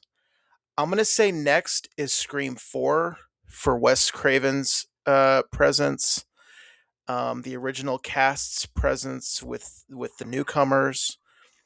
I'm going to say next today, I'm going to say Scream 7 next, which I know is going to be a hot take amongst a couple of you, at least. But I just find myself caring more about the characters in this movie than I did in Scream 5 and 6. Even if those are great characters, even if some of the performances are great, one or two of them are lacking, as we've kind of touched on. Even though the movie does not comment on as much, you guys are totally right on your criticisms. I care a lot more about these characters, maybe because of Neve Campbell's presence. I think Isabel May does a great job as the daughter. Is that nostalgia? Is that tied to my love of the series? Maybe so, but if we're 7 movies in, does that matter? Like maybe that's part of what you're dealing with when you have a 7th movie in a franchise. Yeah. Then I would say Scream 5, and then at the bottom for me is Scream 6. Great kills in the movie, some really memorable kills in the movie, actually. Great set pieces, but the humor isn't there, and I just don't care as much about the characters in Scream 6. So 1, 2, 3, 4, 7, 5, 6 today. All right. Okay. That's good. There we go. He's a fan of the classics. Chris, great ranking there. Danny, I'll throw it to you next. What is your ranking of the Scream franchise from best to worst? From best, so 1 is also at my top, but it's like right. 2 is they're holding hands and they're on a staircase, and 1 is just like one step over, but they may as well be one entity. I go back and forth. Laron and I have talked about this before off mic about how what Scream 1 does so perfectly, Scream 2 does equally perfectly. And there's so many things about part 2 that I love, but 1 just has this soft spot in my heart. You mentioned, Laron, earlier about Scooby-Doo. Like most horror movie fans, at least I'm guessing, grew up loving Scooby-Doo as kids, and Scream was like my first grown-up evolution of what Scooby-Doo was. So as a kid, when I got a chance to see it, I was like, whoa, I am obsessed with whatever this is. I want to stay on this train for the rest of my life. Just whodunits, having a lot of fun. Yeah. It's the mystery element, and then fun characters. That's what they are. By the way, I know this is an audio medium, but I just bought this. Oh no, you're on video, friend. You're on video. Perfect. We can see it. Oh, that's right. So you can see this. So I have this Scooby-Doo inspired NECA toy from Ghostface, and I am obsessed with it. Incredible. Yeah, I love I have a lot of toys. You can't see them all, but yeah, they're there. Yeah. So yeah, 1 and 2. So 1, 2, and then I'll go with 5. 5 Cream. I love this movie. I had a great experience too, just in watching it. Like we were talking about how, it was rare to get 4, but I never in a million years thought we would ever get a 5. And like the care that went into making that movie, every time I watch it, it's just better and better. I said somewhere recently how the use of Red Right Hand, the Nick Cave song, best use of it in the entire franchise. Maybe it's a hot take, I don't know. Holy shit, the way they shoot Ghostface, just in terms of camera, it is like, this is very menacing. A horror deity. And we are going to showcase that with all the expertise that we have behind the camera, and they do it expertly. It's the best Roger L. Jackson performance as Ghostface, in my opinion. He is doing things. The opening scene is kind of a simple scene it's just a phone call. It feels very reminiscent of 1. But the fact that he does a voice that then you can hear it becoming the Ghostface voice. Yes. Gives me fucking chills. It is so good. And his delivery of just specific lines, specifically the Judy Hicks sequence, which is one of my favorite. That conversation is a masterclass in how to build suspense with just talking. Just the voice. Yeah, just the voice. That's from a good there, call. yeah, I love that movie so much. I also did a huge road trip up. I live in San Francisco, and just like an hour north is Santa Rosa, where they shot the original Scream. So I went to Stu's house. I saw Casey Becker's house. I have this wonderful memory attached. Did you stay there overnight at an Airbnb? No, I actually wasn't supposed. There's all these signs, and they say, "Do not come up. This private property." And usually I play by the rules. But I was with a friend of mine who flew out from the East Coast, and I was like, "We're doing it. Let's go up." So we drove up this. It's a huge hill going up to the house, and there were some gardeners there, and I was like, "Hey, we're thinking about having a wedding here. Is it okay if I just drive around?" And they're like, "Oh yeah, go for it." Because we Googled it, and apparently they do it's a wedding venue. Nice. Well played. When we got up there were a bunch of Scream fans wearing all the Scream stuff. Later found out that they were doing tours and that you have to pay for it. And they were kind of giving us dirty looks. And I almost drove into this flower bed in front of the house, in front of Stumacher's house. And I came this close. I was like, oh my God, I almost cemented my legacy in Scream, that's great. Through destruction. So yeah, 5. And then I would go with 3. I think, Chris, to your point, Scream has just aged very well, even though it is so silly and goofy. And there are so many things about it I could rip apart. The thing with Scream 3 that I love is, yes, it is a commentary on trilogies, but I actually think, whether it did this knowingly or not, it's a commentary on B movies. They really drive that point home. And once you go into it as this is the Scream movie that's about B movies, you have Roger Corman, you have, the whole thing with Maureen Prescott doing B movies. You have the ridiculous reveals. You have the voice changer that is so stupid. It's with technology that just doesn't exist. But when it's oh no, it's we're playing with B movie tropes, like the silliness. I'm in. Sold. Love it. Love it. The tone, everything. Jennifer Jolie, her character, it all fits. Then from there, 4, I would go next. I love it. It actually kind of soured is a bad word, but like it kind of soured a little bit for me over time. Where I really loved it, and now I'm like, okay. A lot of it has to do with, I think, some of the cinematography kind of takes me out of it a bit. Yeah, me too. The Yeah. lighting is just so distracting. It's like crazy. It feels Mhm. sitcom-y. Yeah, it's too Yeah, colorful. very, It's too bright. 100%. Gail, though, is fantastic in that movie. She has some great lines. And then I do just want to say, like, I love all these movies. So for the ones that are lower, I love them. This is where I have a little bit of I may be changing my ranking in real time. I'm actually gonna go. I'm gonna kick myself for this. I'm gonna go with 7. In not in my last spot, because the more I think about it, and we'll discuss it in like the spoilery part, but like there actually are things that I kind of love about it, and I can see myself actually grasping onto even more down the road. And then I'll go with 6 in the last spot. Again, love all these movies. Not a huge fan of the reveal at the end. Very disappointed by that. There's Yeah. a lot of promise. Like the idea of the shrine is so cool, and the execution of it is so embarrassing. Like I'm like, guys, come on. You can't go that far into something so unbelievable as in terms of like getting every piece of real life evidence from crime scenes only to say like, oh, we just bought off cops. I'm like, oh, that's it? Really? Okay. Yeah. But yeah. So 1, 2, 5, 3, 4, 7, 6. All right. Love it. Some diversity of rankings here. I'm excited to see it. Laron Chapman. It's chaos. I must know. I've been waiting. This is the moment I'm waiting for more than anything else in this discussion. What is your new ranking for the Scream films? Okay, so I agree with Danny. 1 and 2, man, 2 is the one I revisit the most because I just have so much fun with the set pieces in it. But objectively, I think the first one is the best. I will say that. So I'll just say I like what you said, Danny. They're holding hands. That's a good way to put it. But I have more fun with 2, but I think 1 is the blueprint, so I have to give it the edge there. So 1, 2.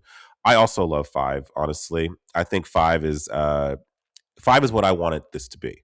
And I think that in terms of like, it's interesting because Kevin Williamson did 7. And I thought surely, well, he's going to find the right alchemy of all these things to work and fall into place. Whereas I think what I was afraid 5 was going to be when I heard that Wes Craven's he's deceased and we're getting radio silence. And I'm like, what are they going to do with this? I love Scream too much. Who are these new guys? What do they know about Scream? Are they not real fans? They're going to ruin everything. And then they made a good movie. They made a decent movie. And actually, I felt like I liked the motive in that one quite a bit. Actually, They made a movie about being fans. Really, Love fans. the motive. And it worked. Right. I felt like it worked. They added some. They took a couple of swings with the Billy thing, which some people hate, but I think it's like, well, that's different. But hey, you took a swing. It kind of works, whatever. If it like psychologically. So 5. 6 used to be higher, but I agree with you on revisits. It's lowered, but it's still middle of the pack for me for the kills, the set pieces. I like the New York setting. I just think that's fun. Like I just like that we went somewhere different. Then it's 3 for me. I like 3 quite a bit it's the one I laugh the most at, to be honest with you. Like I don't think it's a good slasher movie, but I think it's a good comedy. And it has characters in it that I like. And I actually think it has the best motive of the entire franchise, to be honest with you. Wow. I think Roman is I'm not saying he's the best Ghostface, but I think his motive is my favorite in terms of what it means for Sidney Prescott's arc is so important. That's why when people dismiss 3, I'm always like, it's so important to who Sydney is, though. The Maureen Prescott stuff is so integral to who she is, and the way they kind of flesh that out with this character, I think that's the strongest motive in the whole thing, in terms of that, especially for the characterization for her. 4 is something I loved a lot at the time. It was my least favorite, mainly because I do feel like the ratio of comedy and horror is imbalanced in it. And where I think that 1 and 2 do really good at having the right ratio of those two things, like working in tandem with each other. The alchemy, it's just off a little bit. I think it's way too much on the corny, funny side, where like that line where Anthony Anderson gets stabbed in the head and like fuck Bruce. I'm sorry, I don't think that's funny. Great scene until he says what do you? that. I think. Oh, you guys are crazy. That was a great scene. It's like you deflated this moment for me. It was just like I can't. Like now it does feel like a stab movie again. Like I'm like, it's too cheesy. It's too cheesy, you know. But I do love Kirby. I love the introduction of Kirby. She's a great character. I love I liked Judy Hicks even. I thought she's a funny character.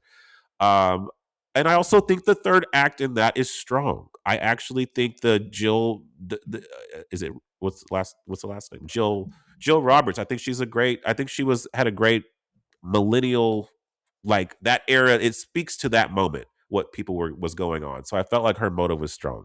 So where a lot of people with the opening of that, the movie within a movie within a movie, I think that works really well the first few times, but it has no emotional connection, and that's what I always loved about the other ones. It's like you care about Drew Barrymore in the opening scene.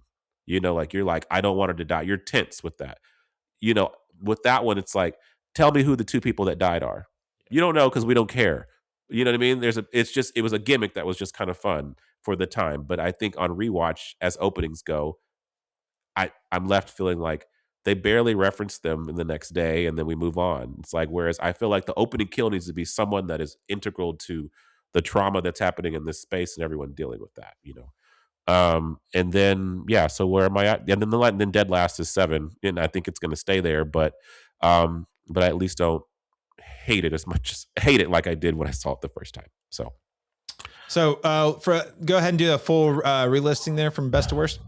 1, 2, 5, 6, 3, 4, 7. All right. Great list. Such diversity of opinion here because mine is not like any of your lists. This is great. And I think this just speaks to there are varying degrees of quality across the Scream things, but I think all of them, they all have different strengths and different weaknesses. And there's like a little mix, but they all feel like Scream movies except for 7. So like we can all kind of latch on to the different things that work the most for us. So I love it. Of course, I think we're all on the same page though. Number 1's The Blueprint. And I actually agree. I think Chris, you said it. There's a short list of films that I would qualify as perfect movies. And when I say perfect, I don't mean like technically there's nothing wrong with it. I'm saying like there's nothing you could add or detract that would enhance it. It would only make it lesser. Things like Jurassic Park, the original, Terminator 2, things like that. There's very few movies that hit that echelon, and I think Scream is among them. So Scream 1, and man, I didn't realize it's such a controversial opinion.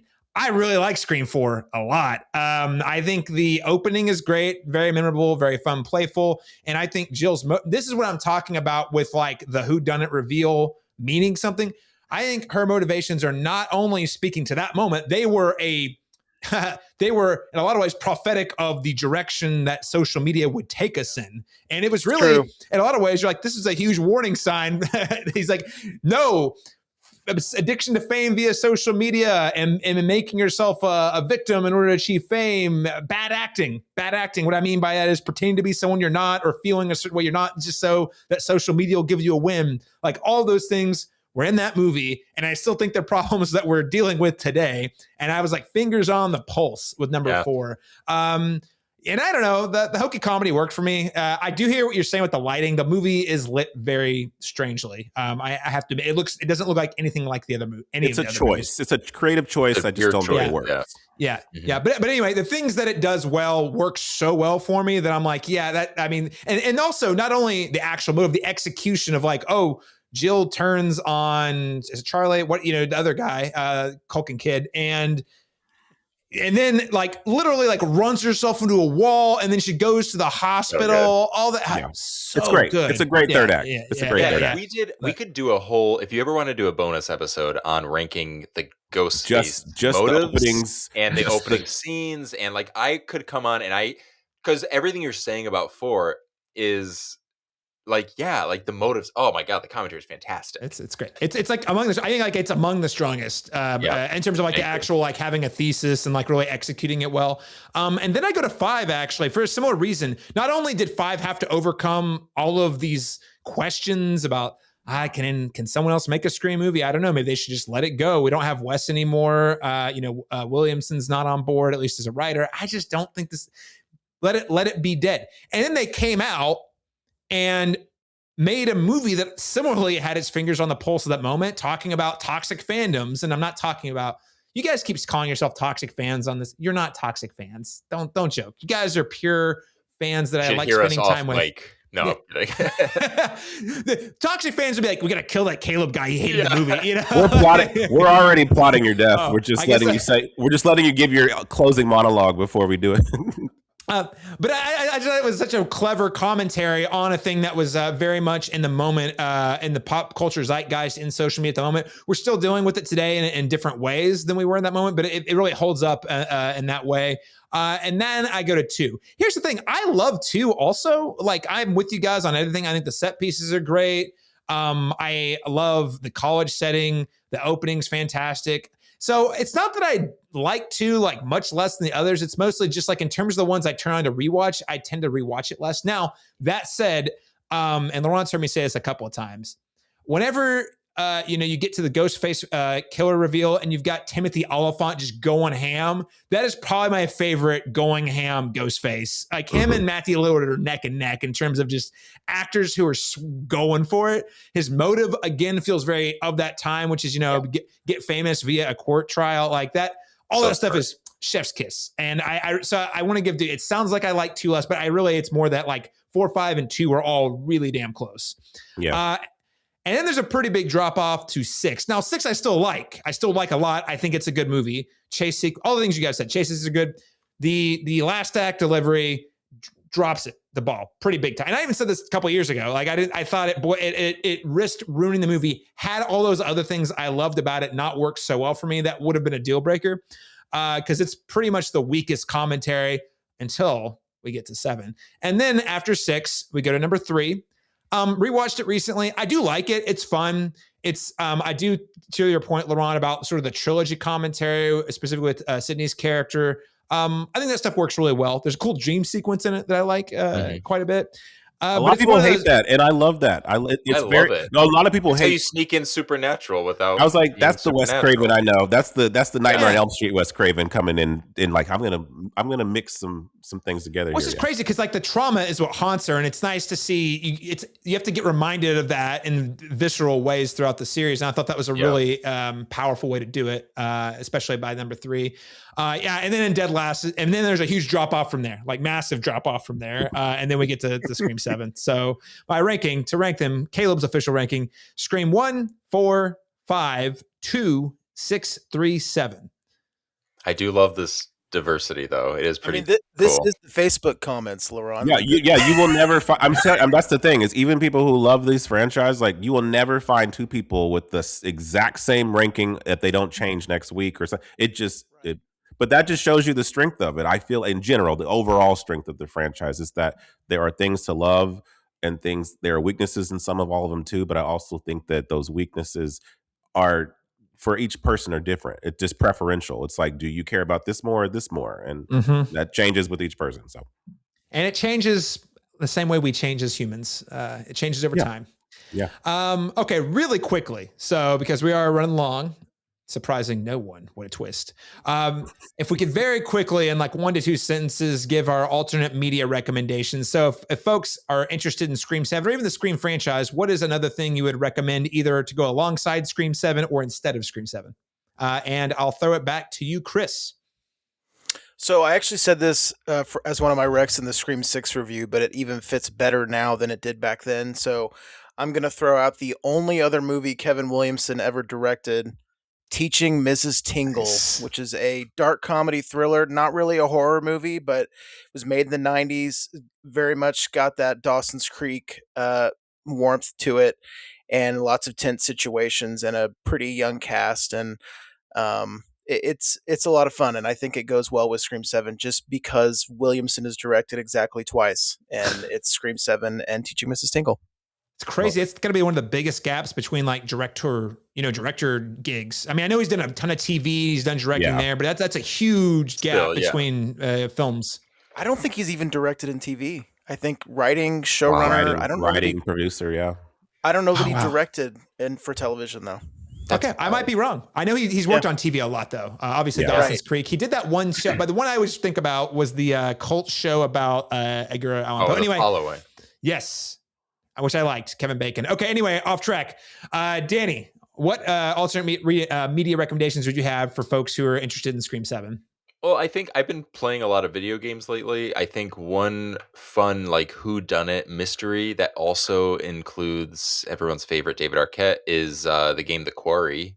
Yes. Very fun game. Different. You get a different version depending on your choices that you make. Also, lately, just to stick with the game thing, last night for the first time, I finally played the board game Betrayal at the House on the Hill, which is technically there is some mystery solving involved, but really recommend it to any and all horror fans. It's basically a haunted house game, but it plays with all of the classic horror tropes. Big recommend. Very nice. We don't get board game recommendations very often. Very underrated media, by the way. Listeners, get a board game, especially with some friends you love. Murder mystery. Sounds like a good time. Laron Chapman, what would you recommend? Okay, well, you stole my The Quarry. I'd never done a game before, so it's okay though. And then Laron and I are the same person. We literally we share a hive mind. Chris, very deep cut with Teaching Mrs. Tingle. I've watched that so many times, but I hardly recommend it to people because they always tell me what the hell is this? But I'm like, it's excellence, and you don't get it. It's fun. It's fun. Yeah, it's fun. I'm gonna say for me, then going just completely off of the cuff here. Then I'm gonna go with The Faculty. This is something that is one again a definitively probably B movie of invasion of the body snatchers, but just a good hokey cheesy 90s good time. So that or Urban Legend, the original, not Final Cut, even though I defend that sometimes in smaller corners too. And The Faculty was written by Williamson, right? Yeah. Well, yes, that's probably why he understands. He understands me. He knows that again, that earnest 90s cheese that just makes you. It's like Cheese Whiz. It's terrible for you, but man, it's just so fun. It's so good. Put it on everything. I am overdue for a rewatch of The Faculty, so thank you for that reminder that it's been a while because I do freaking love that movie. It holds up. Yeah. Oh, does it? Yes. Quite a bit. Yeah. Gotta get a 4K fun. of that or something. Yeah. All right. I'm going in a totally different direction because I hated this movie. And what I'm saying, listeners, is don't give this movie your money. It already has all the money it needs to be success. And I'm going to give you another movie recommendation for a film that is playing in theaters that not enough people are seeing, and it's a comedy, and it has things to say about nostalgia, especially for millennials, more specifically 2008, and I am talking about Nirvana, the band, the show, the movie. One of the funniest things I have seen in a long time. No, it has no relation to this franchise or genre at all. I don't care. I don't have a podcast to talk about it for an hour. This is the funniest movie I have seen in years with a crowd. Knew nothing about the web series it was based on, and the hardest I have laughed in a movie in years. And while there's not a lot meaningful to be said about nostalgia, there is a lot of riffing on how nostalgia shapes sort of our worldview. So interesting. Again, Nirvana, the band, the show, the movie. Nothing to do with the actual band Nirvana, by the way. This is a Canadian production from the director who did the Blackberry movie a couple years ago, which is also another very underrated gem. Please go see it in the theater. It needs your money. It's also fantastic. And I don't recommend comedies very often these days, so check it out. All right. All right. Well, I think it's about time to get to. Hey, guess who's calling? I think Brock wants to weigh in. I guess he heard that we were recording. I'm gonna find out why he was late. Yeah, Brock, what's up? Oh man, I was prepping for the Scream review, Scream 7, and I got a call from Ghostface, and he attacked me. No shit. Are you okay? Oh yeah, man. He listened to our retrospect review on Scream 2, and he didn't like how I was talking shit on Billy's mom, and how she got dropped on by those foam blocks and still went down. Luckily, I'm like the Meeks twins. I can take 57 stabbings and keep on ticking. I'm glad you're okay, but maybe you could tell me, what did you think of Scream 7 before you go? What did I think? give it a D+. A lot of plot holes, a lot of unanswered questions, a lot of plot devices that didn't make sense like the other Screams. Even Scream 6 was a masterpiece compared to this one. That's a brutal review. Once again, I just want to reiterate that I'm very thankful that you purchased that plot armor before Scream 6 so that you were impenetrable to getting stabbed to death by Ghostface. You're going to be all right. Yeah? Feeling a little woozy over here. He's back. Ladies and gentlemen, there is Brock Lay's review of Scream 7. I really hope he's going to be with us for Scream 8. With that said, let's get to our spoiler section for Scream 7. So if you do not want to be spoiled on Scream 7, go ahead and tune out now. Why can't they find their pops, man? Because he's probably dead. His body will come popping up in the last reel somewhere. Eyes gouged out, fingers cut off, teeth knocked out. See, the police are always off track with this shit. If they watch Prom Night, they'd save time. There's a formula to it. A very simple formula. Everybody's a suspect. Let's talk about Scream 7 spoilers here. Full gloves are off. So now you gentlemen have carte blanche to say whatever you want about anything in this movie. So after being MIA in Scream 6, Neve Campbell, Sidney Prescott, she's front and center again. Scream 7, we've already talked about it. She's living in a new home in Pine Grove. So she's still kind of never gone back to Woodsboro sort of thing. And she's apparently become an overprotective mother who's sheltered her daughter from her past. She's also stopped talking about her book about recovering from trauma for reasons I don't totally understand. We're going to get into that. But before we get into all the nitty gritty, as we've said, Laron said it, I've said it, I think we're in agreement. Let's start with the killer reveal because that is sort of supposed to be like the thesis of the movie. And then we'll work backwards from like there, what worked and what didn't work or whatnot. Actually, Chris, I'll start with you since you were most positive on the film. What did you think about the killer's reveal, the motivations, the execution? I'll let you kick it off and we'll just kind of riff from there. So, yeah, I mean, I was the most positive person here, but I can also say the killer reveal is like one of the worst parts of the movie. I'm okay with the motivations. Like, I think we've done the whole family, boyfriend, cousin. Like, we've done that many times. Now we've done fans. So I'm okay with the motivation of I read your book and I'm like you sort of thing. But like we keep saying, it's just the thread is not quite woven through. And one of the problems with especially the Ethan Embry character is the second we're in the hospital and he's telling us that that's John Doe, I know that guy, we know it's either Matthew Lillard or that guy. He's a fucking liar. Yeah. Yes. No, on that moment, I looked at my wife and I was like, he's one of them.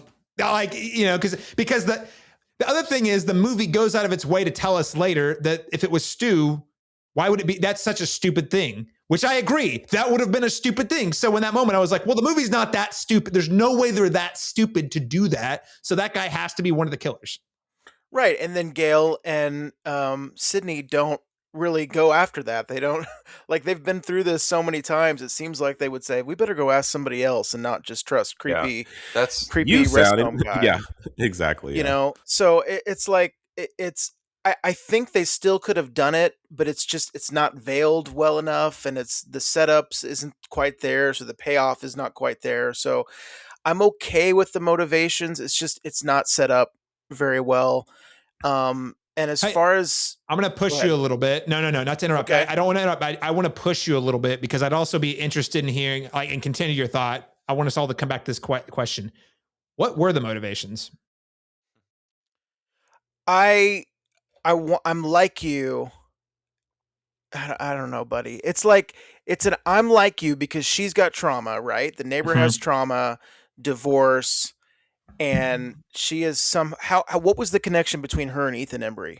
That is something I can't remember. She went to that same asylum and she recruited him. Somehow, I think Ethan was what I took from it was he was kind of radicalized, or so to speak, by the Carl character, who was like a serial killer, and that kind of like started, and then Oh yeah, guys. There's Yeah. 3 Ghostface in this, by the Oh, way. yeah. Right. How can we forget the third one? Poor Carl. How did you forget Carl? So I think there was something there where like he set the violence up. Jessica set the central journey of like the Ghostface element to it. Yeah. Gotta say, So- fantastic Gale Marco. entrance though. I'll give you that. That got a round of applause. I was like, so good. okay, so we're gonna come in hot. We already killed a Ghostface, and then Gale pops out. I thought that was cheeky. It was silly, but it was funny. You know, I was like, okay, this is what this is now. To your point, Caleb, the 3 of us had to come together just now to kind of find the. I have a motivation. response, but I wanted you to. I wanted to. He had directed it at you, but I do actually have a stay on it, like about what I think they're getting at. I just think that. Go ahead. Oh, go ahead. If you have. I was just gonna say Caleb is shaking his head at Gale's entrance. I actually really liked that we ran over Ghostface because we've never seen Ghostface die 40 minutes in or whatever. So that part was cool. That part was cool. It was the execution was like. Actually, it wasn't even the execution of Ghostface getting hit by the car. It was that they hit him with the car, and I got up and I literally said out loud, "Hey guys, the fan service has arrived," because you see the 3 most beloved characters in the franchise get out of one car. And I was like, all right, that was fine. What was annoying though was Ghostface just laying on the ground, and then like before they go to unmask him, Gale and Sydney are like, we gotta have a whole moment before I'm like, do we know he's dead? Like he can get up. Like I know we hit him with a car, but like, and there's like 3 minutes where he's just laying there. I'm like, are we just gonna like? I don't know. It just felt that's where it felt a little bit Dawson's Creek, like made for TV for me. I'll give you that. It was a funny moment. It was a funny moment though. I agree. Anyway, continue. Sorry. No, I think that's it. I mean, to your point, we all had to come together just now to try to piece together the killer's relations and their motives, and I really want to watch it again. But I mean, it's the worst. It's the worst part of the movie. Laron, what do you have to say about the? Okay, so I will say, in all fairness, I only grasped this on the second time. I did not. The first time you asked me in the lobby, I would have been like, I don't even remember. It was so forgettable. But basically, yeah. So Scream 1 and 2 were like the horror is like super, super intimate, right? And then Scream 3, it has we've kind of expanded to like Hollywood myth making. In Scream 4, we're dealing with internet fame. In Scream 5 and 6, it kind of explored fan culture and franchise obsession. So in Scream 7, what I gathered from this is relevant to things that people do. It reminds me a lot of Misery, actually. It's about parasocial fixation, you know, and then you have this random neighbor who's mythologized Sydney's character, and which actually kind of tracks with the franchise. I feel like it's the evolution of the franchise, and Sydney is now more than just a woman. You know, that she's actually folklore at this point, you know, in tandem with all of the stab movies. So there's something there. It is just shit-tastically executed in terms of making that land in a way that feels substantive or meaningful. Because when I tell you go back and watch that sequence, it's probably 7.5 minutes between the reveal and the kill of all these people, and you're reminded that these characters together combined had maybe 3 scenes. Like Anna Camp. Mm-hmm. I knew Anna Camp was the Ghostface killer as soon as her face was on the poster of the movie. I was like, you don't put Anna Camp in a Scream movie and then sideline her. She's going to be freaking Ghostface because she's going to go ham as Ghostface. I know that. I knew that. I just didn't know who she was going to be. I thought she was going to be Stu's sister, who's referenced in 5. You know, they mentioned Leslie Mocker, and I was like, oh, maybe Stu has a sister, and she's going to like. That would have been more interesting to me. It would have been going back to the well a little bit, but at least it wouldn't have been so womp womp, you know, in terms of the Misery comp is so interesting. I don't know. Yeah, Misery, because it's all about the book. Sydney has the book, the Out of Darkness book. Oh yeah, like literally, like she obsesses about the book. She wants it to be real. She feels like Sydney is. You know, I liked your review on Letterboxd, Danny. You said like the motive for Scream 7 is Scream 6, and that's true. Okay. Oh, that's another thing. Okay, that's another thing. I didn't mention it in the spoiler. That annoyed me. There's a lot of punching down at 6. Now, I don't like that. I don't like that. It reminds me of a little bit of the Star Wars thing again. Like I had a thing. You did something different. Oh, that was stupid. We're doing this direction instead. It is I'm being meta though, because it is commenting on the fact that on the Neve backstage Campbell politics. She was not being a absent. swing sit is The what shit- inspired I'm fine with Jessica them. to kill Sydney. I'm fine with them Like, acknowledging it. What Yeah. I didn't like the Gail thing, I was fine with, where she was like, she has the handshakes or what, the nerve damage from the stabs or whatever, and she was like, "I'm glad you sat 6 out," and it was rough, guys. Like Yes. that's fine. That was fine. It was more so like the erasure for me of Totally. the Carpenter sisters. There's Yeah. not one reference to them in this. Not even That's I true. assumed we were going to get one line like that we did in 6 Huh. of Sydney. You know, they were like, Sydney sends her love, but she's going to sit this one out. Like they mentioned, it's kind of phoned in, but at least they acknowledge that Sydney's gone. You know, like we're all, it's a glaring elephant in the room. Yeah, even the Chad fact that or they, Mindy could have said yeah, something. they were like, yeah, like I talked to her the other night. They're whatever. Even if it was just like, you had to put it in there to connect it to this. Basically, like the studio all decided we're not even going to talk about them. I don't like that because it feels a little spiteful to that whole thing. And I'm like, at least in the context of the narrative, they should have been referenced because they were 2 movies into it. They were characters that existed with these people, and they just don't reference them at all. There was just like really subtle jabs about how it wasn't a good time. I did the Gale thing was fine, like because I thought that was actually a nice organic way to reference it. But I feel like there was like Joel McHale. I don't know. I need to watch it again to like for the details. But there was like I think there was like 3 times like I clocked it where there was like references about how the things in New York. Oh man, that was bad. You know. But you know, either that's being nitpicky, honestly. I think Danny, I want to get your take on this too, but the parasocial angle, I picked up on that a little bit. Again, I didn't drive that all, like I don't think the movie drives it home, but I was like, okay, she's in love with Sydney, the survivor.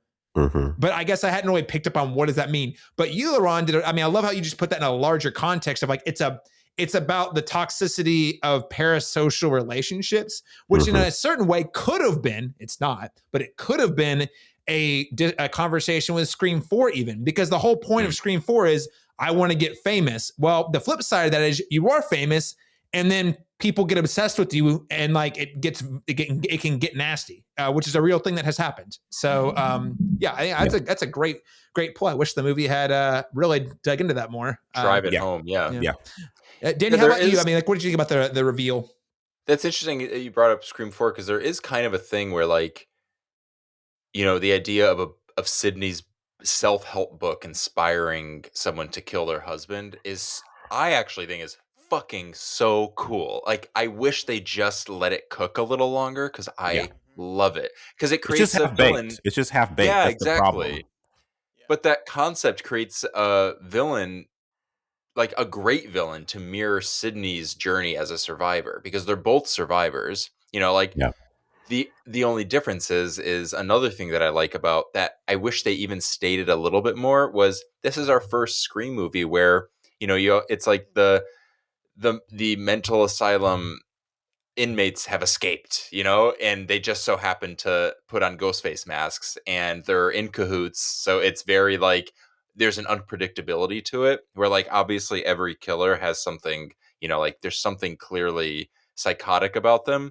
This one is very like on the nose. So there's an expectation to be like, oh, they must be so dangerous that they're already locked up for committing a violent crime. The fact that we're going to see them go even further and then to don the Ghostface mask is a very neat idea. It's very Michael Myers-y kind of, you know, he's like an escaped patient. And so that's fun. I will say like Jessica and Marco, even though like they are climbing up my Ghostface rankings, the more I think about them, even though I do like, I'll just keep repeating is like, I just wish they had more time to cook in the climax. Wish they had more screen time. But, like even with Marco, Ethan Embry's character, least developed, but it's fucking Ethan Embry is now officially part of the Ghostface legacy. Just makes me so crazy. happy. It's kind of like, crazy, yeah. I am like truly like full of joy just for that. Do I wish they did more with him? Yes, but I actually think he gives a decent performance. It's not like bad. And he's just not there enough. He's just not there enough. He doesn't have enough to do. The script does like zero work with that character. He has one scene. And it's like a minute and a half. I'm like, and the same thing with Anna Camp. She has two scenes. She's got 3 scenes. I think she's got. Yeah. Well, you would know better than me. She has the scene with Sydney, and then there's like I think there's one scene in the auditorium when they've got everyone round up, and then I want to say I think there's one Outside the other one. house. Yeah, outside the house. That's There's it. one Yeah. outside the house. Yeah. Right. But she's barely speaking. So she's just not fleshed out. And I was like, Yeah. again, all the things that are here could probably work if they this needed to incubate longer. They needed to give this 4 or 5 more passes before because she does state, watching it the second time, she does talk about like how she tells Sydney like, this is a dangerous world, you have to be prepared. But I mentioned this to someone, we never see the book. This book that is supposed to be the motivation. Yeah. Show the book. Show that you have the book. Show the pages on the screen. It gets referenced. Gets she could have been like, once. hey, that's the thing. That's the problem. We could have had, to kind of like tie it in with technology. Sydney could have found out that like Tatum's listening to her audio book of her own book. And she's like, oh, here we go. The door's open. We're going to have to talk about it. And then it's also like, wink, wink. There's also like a modernization of the book coming into play. So get ready for that. Like her understanding her mother through the book, which she hasn't read up to this point. And then we're like, oh, her book. connecting with her mom and then pairing it with the like, oh, I finally get what you meant by this. And there's again, it's there. It's just, it's not there. That's the thing. Opportunity is wide open for that too. It's so made to have that. It's It's frustrating. It's it's barely coherent in the movie. I mean, I haven't only seen it the one time, but when I was watching it, I was like, it's confusing. I'm picking up breadcrumbs. We mentioned nostalgia and the rules scene, which again, worst rules scene by a mile. Like not even close. And then I'm like, okay, nostalgia. Okay, the trauma thing I kind of got, and then the motherhood was the third thing. And that's another thing that I was like, dude, there's an idea here. Because you mentioned earlier, I think Chris, her being the foil, Anna Camp being the foil for Sydney. She's also the mother of her son, who she then kills as part of like her mission. And I'm like, okay, you make her the dark mirror of Sydney. There's something to be said about that, and they just do nothing with it. We don't have enough scenes with them together. It feels like a throwaway. The son should have been in the finale. They killed too many people too soon. They could have even just had it where like have Lucas there. And then she kills him or Marco kills him. And it's just like, oh my God, Sydney would never, but we're making a point here. Like, God, they could have even had Jessica like been like, hey, I know this is kind of stupid, Sydney, but can you sign my book? I have your Into Darkness book. Like, so it's kind of like cute and it almost kind of takes the attention off of Jessica. Where were we in the writing room? I know, it's just like little things. Just plant the seed. Yeah. So when we pay off, we're like, oh, that's what they mentioned the book. Yeah. I will say I really do like Anna Camp as Jessica as Ghostface. She goes so hard. She went for it. I give her. She's not. For it. She was perfect for it. It's just feels like I feel like she knows who her character is. Like when she starts kind of like spiraling out, it felt real. And the way, like, some people can convince themselves of something like, what a great idea. Like, I'll kill my husband. And then the way that she, like Misery, God, I love that you said that because it makes the ending actually land so much better, is this love of this person, this trust that they put in someone that they've never met.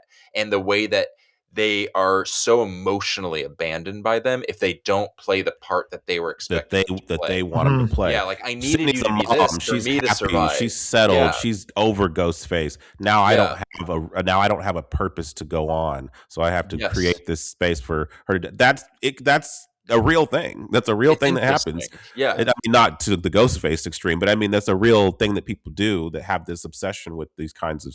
Especially on the internet of like social media and internet like parasocial things are real. I mean, relationships are a very real thing, and there have been people who have done crazy things. They should have spelled this out in the movie. They should have had one of the teen characters literally just doing that.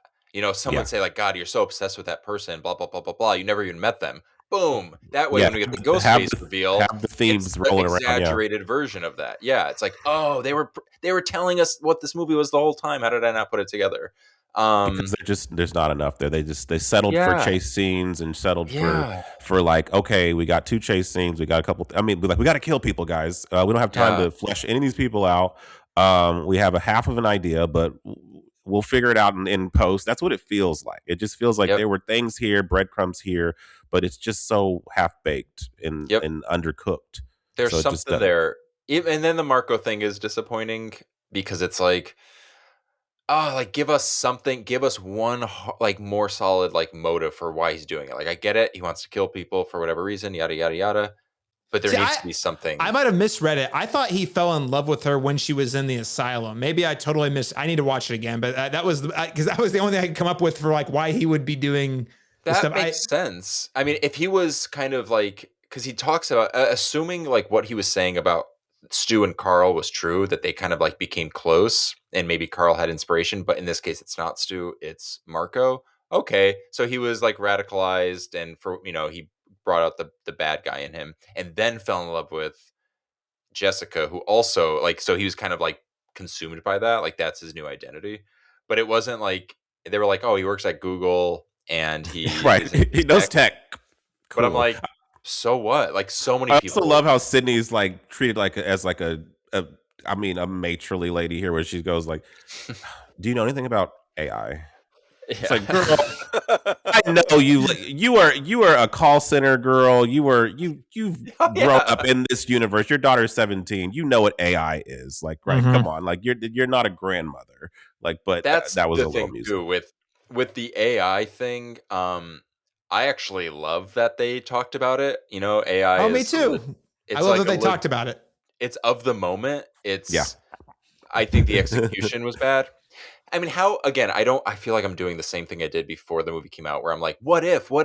Like, so I understand that's annoying, but I think they could have simplified it, actually. I think by having this visual version of AI made it a little corny.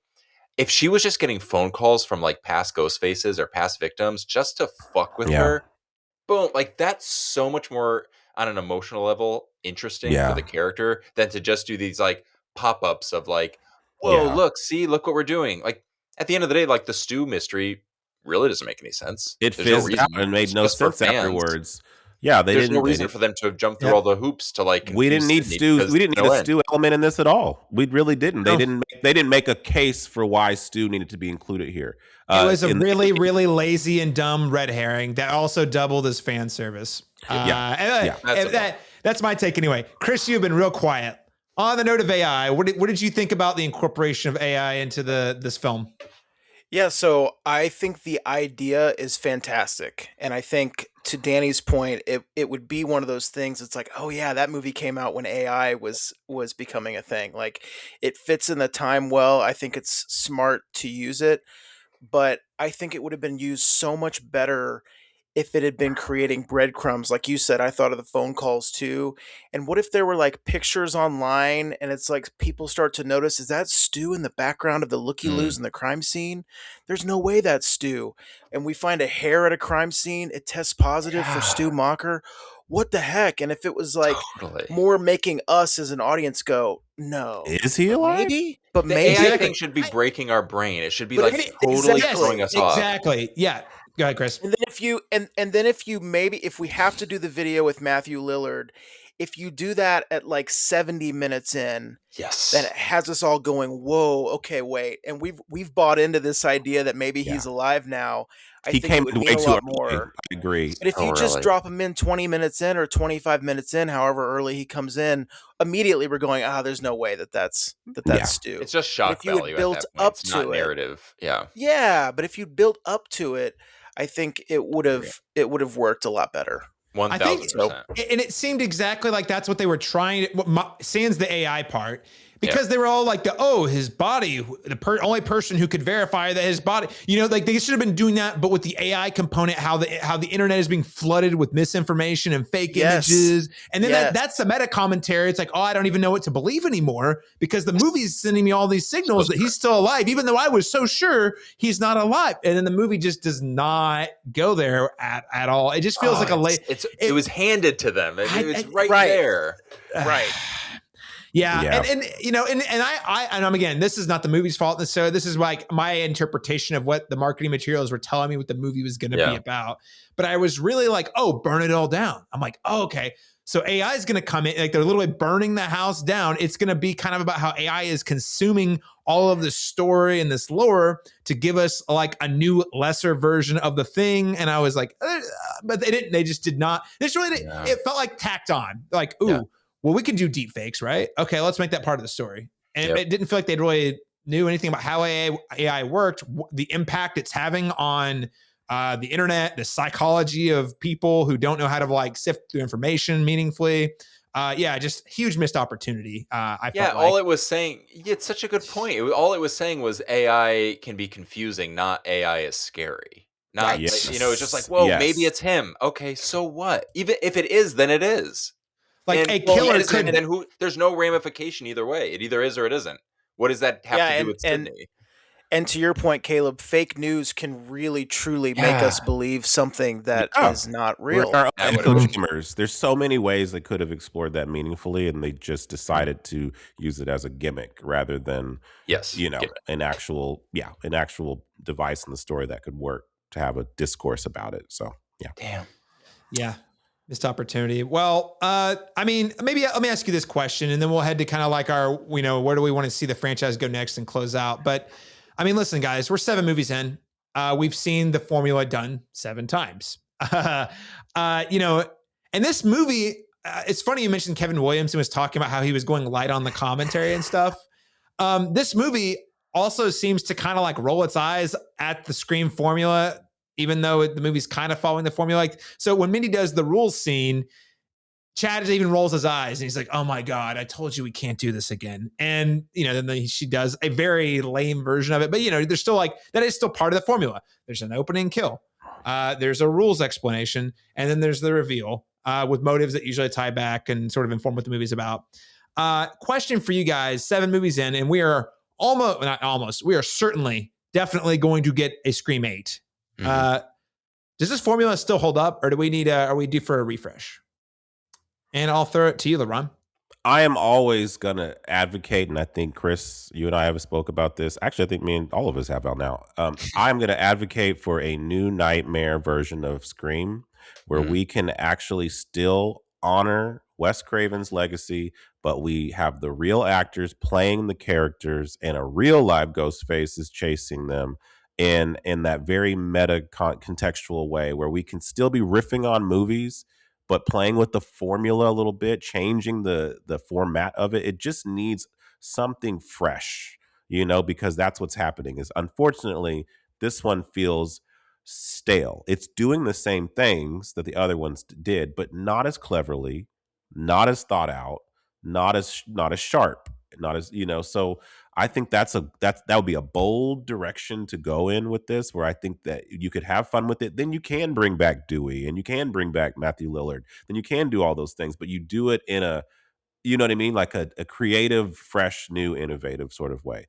That's something I'd like to see. I don't think I'm ever going to get that movie. I think we're going to follow along with this. But if we're going this route, is there anything left to riff on? I guess what you're asking, like in general, in terms of the franchise, we haven't really gone into like prequels. We haven't really gone into like the spin-offs, like how Marvel has their A movies and they have their television shows and they have their individual characters, all that kind of stuff. There's a couple of different like things of that nature that we haven't. Where's my Kirby spinoff? We're gonna get a whole Kirby spinoff where she's an FBI agent being chased by Ghostface. Yes.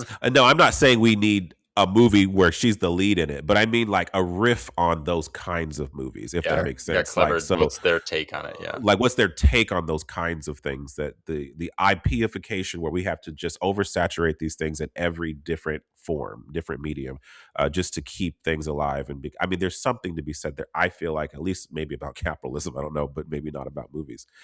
So those are 2 things. Those are 2 things that come to mind if I was going to the well and saying, where should we go from here?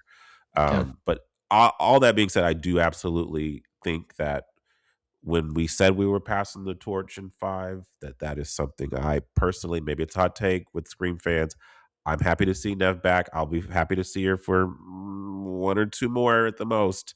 But I'll say like we need to be moving towards a new generation, because I don't want 60-year-old Nev fighting Ghostface. I don't want that personally, but You know, like, so I Unless think it has something to say, unless there's like, oh no, this is, trust me, you got to see this because they do something really clever with it. Like, great, they got to that have a good has to have a idea. purpose. I Yeah, mean, we're going to get the Scream riff on the Halloween reboot 2018. Like, I mean, I don't want to see that. I'll be honest, I don't want to see that at all. But I'm like, I don't know. It's like, where else do you go? Like, you know, If you keep her, that's what, grandmotherhood. Like, right. Yeah.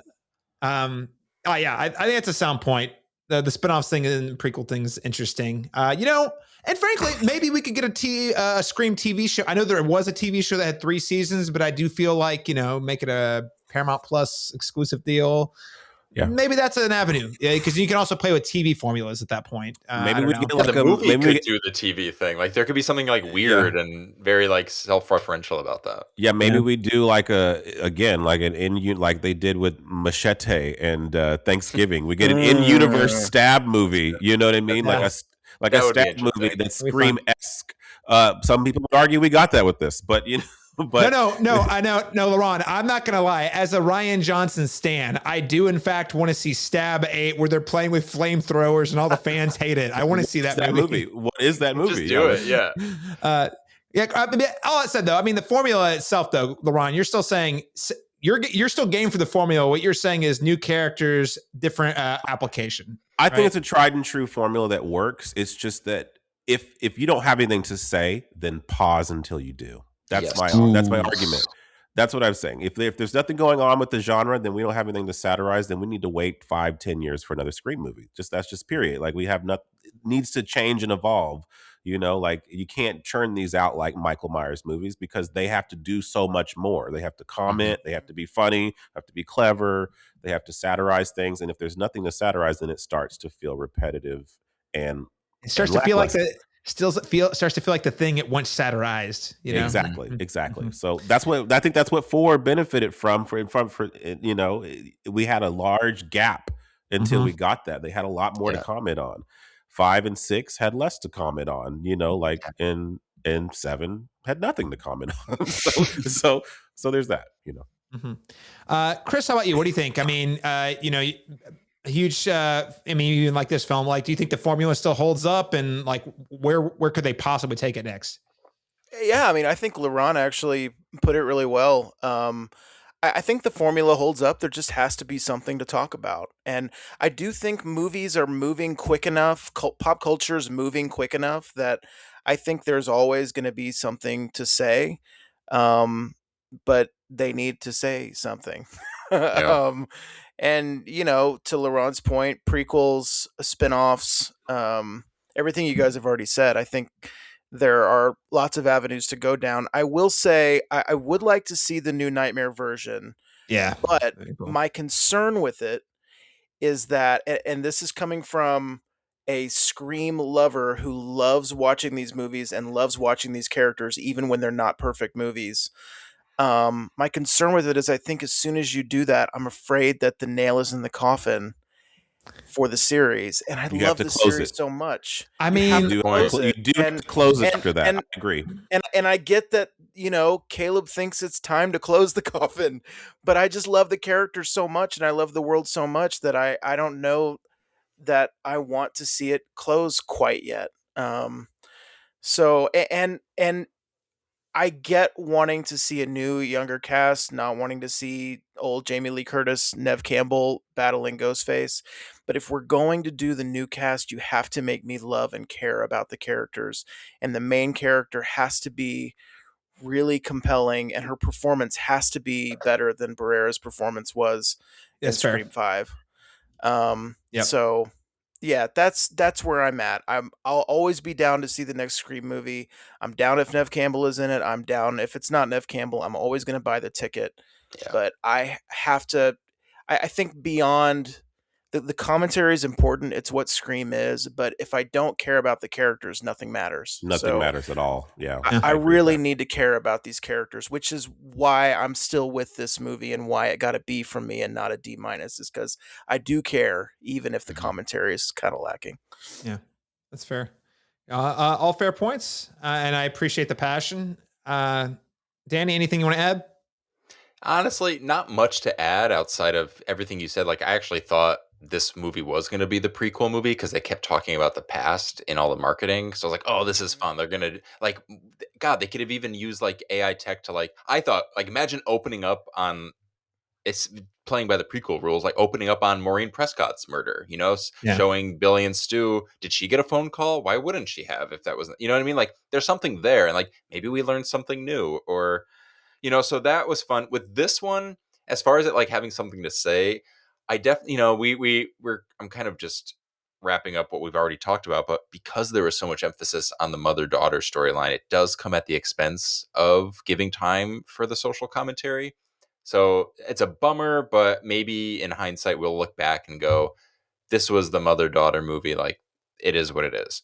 As far as where the franchise can go, you know, it's the most successful one yet, at least out of the gate. So I think they're going to try to stick with a lot of the ingredients. Like I think Isabel May is going to be our new lead. I do think we'll follow her to college. I think if we do that, it could be fun. This is just sort of like an idea I had where it'd be neat to disconnect her from Sydney so that we can kind of give them space. So Tatum can be a survivor on her own, have her travel abroad. And then you can play with like international horror and play with like Pretty Hostel, cool. American Werewolf in London. Let her like do her thing. And then give we him can a play with tropical the island broader- scream. That's what I want. Yeah, I want Di- beach different- Space Goes Hawaii. Different locales or different times. I know there was at one point we were talking about the Christmas theme screen. I actually do think that would at least help kind of like Give it keep it feel something. freshing, you know? Yeah, give it something. I'd also really love it if you have Chad and Mindy, who are some of my favorite characters, and it is so hard to make an iconic, memorable legacy character out of someone who's only been in a few of them out of 7. So I really hope they don't waste them like they did in 7. Yeah. I think they could lead a movie. I would love to see the Chad and Mindy Scream sequel. Like, yeah, like they're so good. They have so much heart. They're connected with Randy. There's something really interesting there. So yeah, I just swing for the fences, Scream. Yeah. Swing for the fences and give Take a all risk. that swinging. Don't be Take a safe like risk. this. Take a risk. I want Take a risk. weird reveal. Like Toxic Fandom in 5 is actually so simple, but is so insane. And it's just, I love it.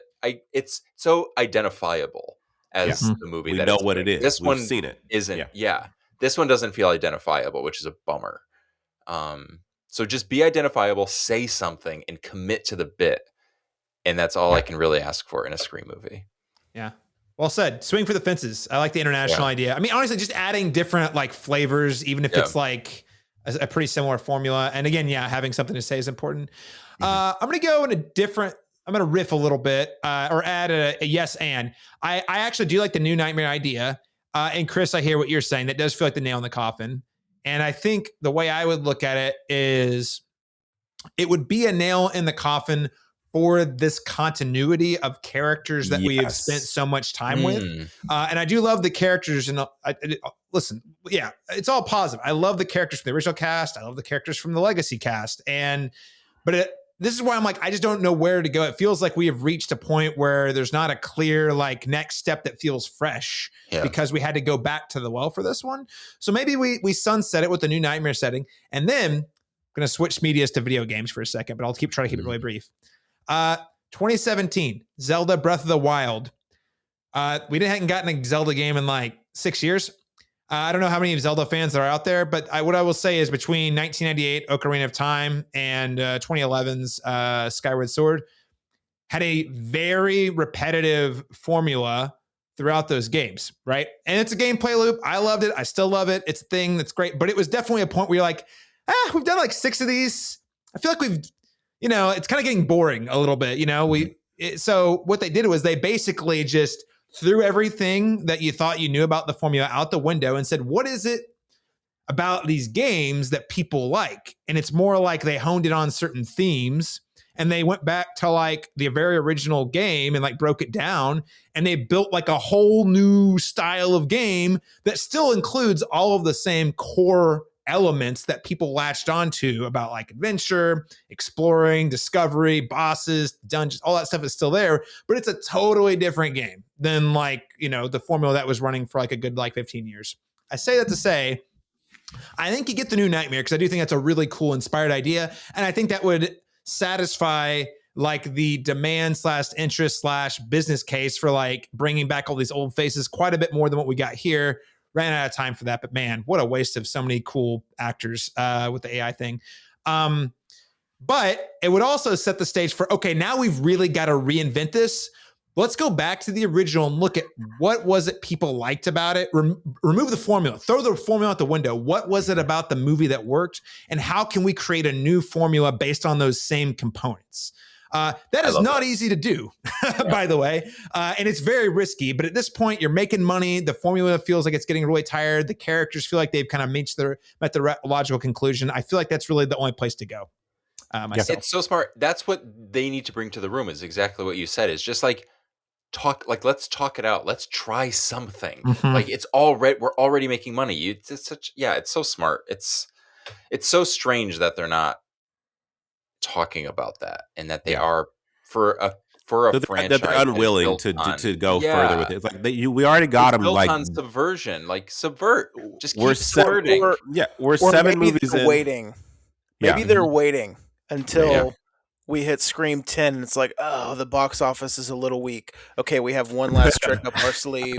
I don't see them doing because that's always great. Nightmare, though, right? Like Freddy's Dead was horrible, right? And so, New Nightmare was like kind of the last trick, and I know they weren't holding onto that card. Wes Craven had the card, I think, but came up with it. But maybe it's just like, oh, we're making too much money and there's too much momentum to kill it now, and maybe they feel like it, it would be a reset. And they don't know how to start over.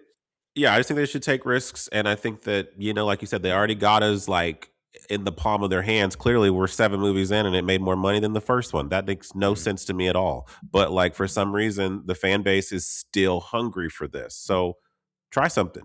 Clearly we're sticking around no matter what you do or what you fuck up. You gotta Fast and Furious 5 this shit, Laron. Okay, Fast and Furious 5 was like retcons that we liked. Yeah. Oh man, you're right. I left that off the table. But seriously, like that movie reinvented that entire series. And then they ran that, and they have effectively run that formula into the ground by now. But I'm just saying, like, that is an example of like, well, we did all this stuff, we tried this stuff, it worked or didn't work. Let's like pull something new together, and holy shit, it's really cool. It's really good, and it made a ton of money. Let's keep it going. I'm excited for Scream 8, or excited is not the right word. I'm hopeful for Scream 8, and I hope you guys are too. Despite me really hating this movie, I want to believe that we're going to get one more good one at least. Well, guys, is there anything else at all? We have talked for 2.5 hours about Scream 7, longer than the movie, in fact. Any closing thoughts before we sign off for the day?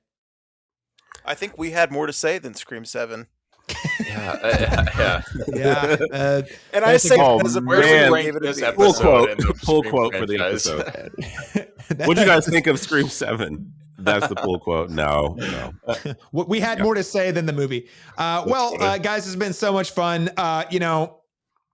Hope Brock's okay. Sorry he ditched us over all this, but maybe we'll see him again soon. For those of us who did join us at the microphone today, Danny, Salemme, where can people keep up with you and all your work online? You can find me pretty much on Instagram and Letterboxd. I'm technically on Blue Sky, but I don't really use it. Find me on Letterboxd. I want more. I crave more Letterboxd people to chat with, and I want to like see more. I feel like I see the same few people. I want to see like everyone's reviews. I want to connect over film. If it's going to be social media, I love that it's movie related. So yeah. So find me on Letterboxd. It's just my name, by the way. It's just DANNYSALEMME. He wants more fans. I don't need friends. I need fans. Chris Oz McIntosh, thank you so much for joining, man. Where can people find you and your work on the internet? Yeah, hit me up on Instagram at Chris Oz McIntosh. You can also follow my work on chrisozmcintosh.com. I am on Letterboxd. Connect with me there if you want, but I haven't quite gotten it down yet. I'm not quite committed enough. I haven't decided if I'm going to follow Danny. I don't want to be a parasocial fanboy there, Oh man. We'll see. We'll see. I don't want to go crazy over. It's over too late getting for here. me, I guess. You know, Laron has tried to murder me several I'm times. already there. It's just not a safe No, space, no, but we I'll be love there. our discourse. LeBron, in fact, is recording from a hotel room right outside Danny's home. Yeah, So, watch yeah. the door opens behind him. It's LaRon. That's Danny's spare bedroom right there. That's not LaRon Chapman, thanks so much for sticking with us here on the Cinematic Schematic, for being my friend and my co-host. We've been together for 3 whole Scream movies now. So thanks Will for we be for there rejoining. for 4? That's the real test. But I love you right now, so we can say that we're going strong still. Let's go for 4. There's still some gas in that tank. Where can people find you and all the cool things you're doing on the internet? Which, by the way, I hear this year is a lot of cool stuff. A lot of cool things. Yeah, I got a feature film in the works. Hopefully this fall we'll be shooting that. Yay. My first horror movie myself. So I'm very excited about that. You can follow my Letterboxd reviews at black_Cinna_man. You can also follow me here on the Cinematropolis for more episodes. I also have a review column, Real Insights with Laron Chapman, REEEL. So follow me on those if you want to hear me talk more about movies that I love or don't. All right. Well, of course, I'll sign us off. You can find me at C Masters Talk. That's letter C Masters Talk, Letterboxd, Instagram. But honestly, if you just head to the cinematropolis.com, you'll find all of our work there. And it would be super duper cool is if you subscribe to us on YouTube and liked this video, or if you're listening on a podcast player, leaving us a rating and a review that'll help us get discovered by more Scream heads just like you. And you are definitely a Scream head if you are listening to this podcast at 2.5 hours in. No doubt. You are the truest fan that there is. Thank you so much for joining us, everyone. We'll be back again next week with our big annual Oscars predictions special. Me, Laron, a couple of other very special guests, very eager to see. Is it going to be Sitters? Is it going to be one battle after another?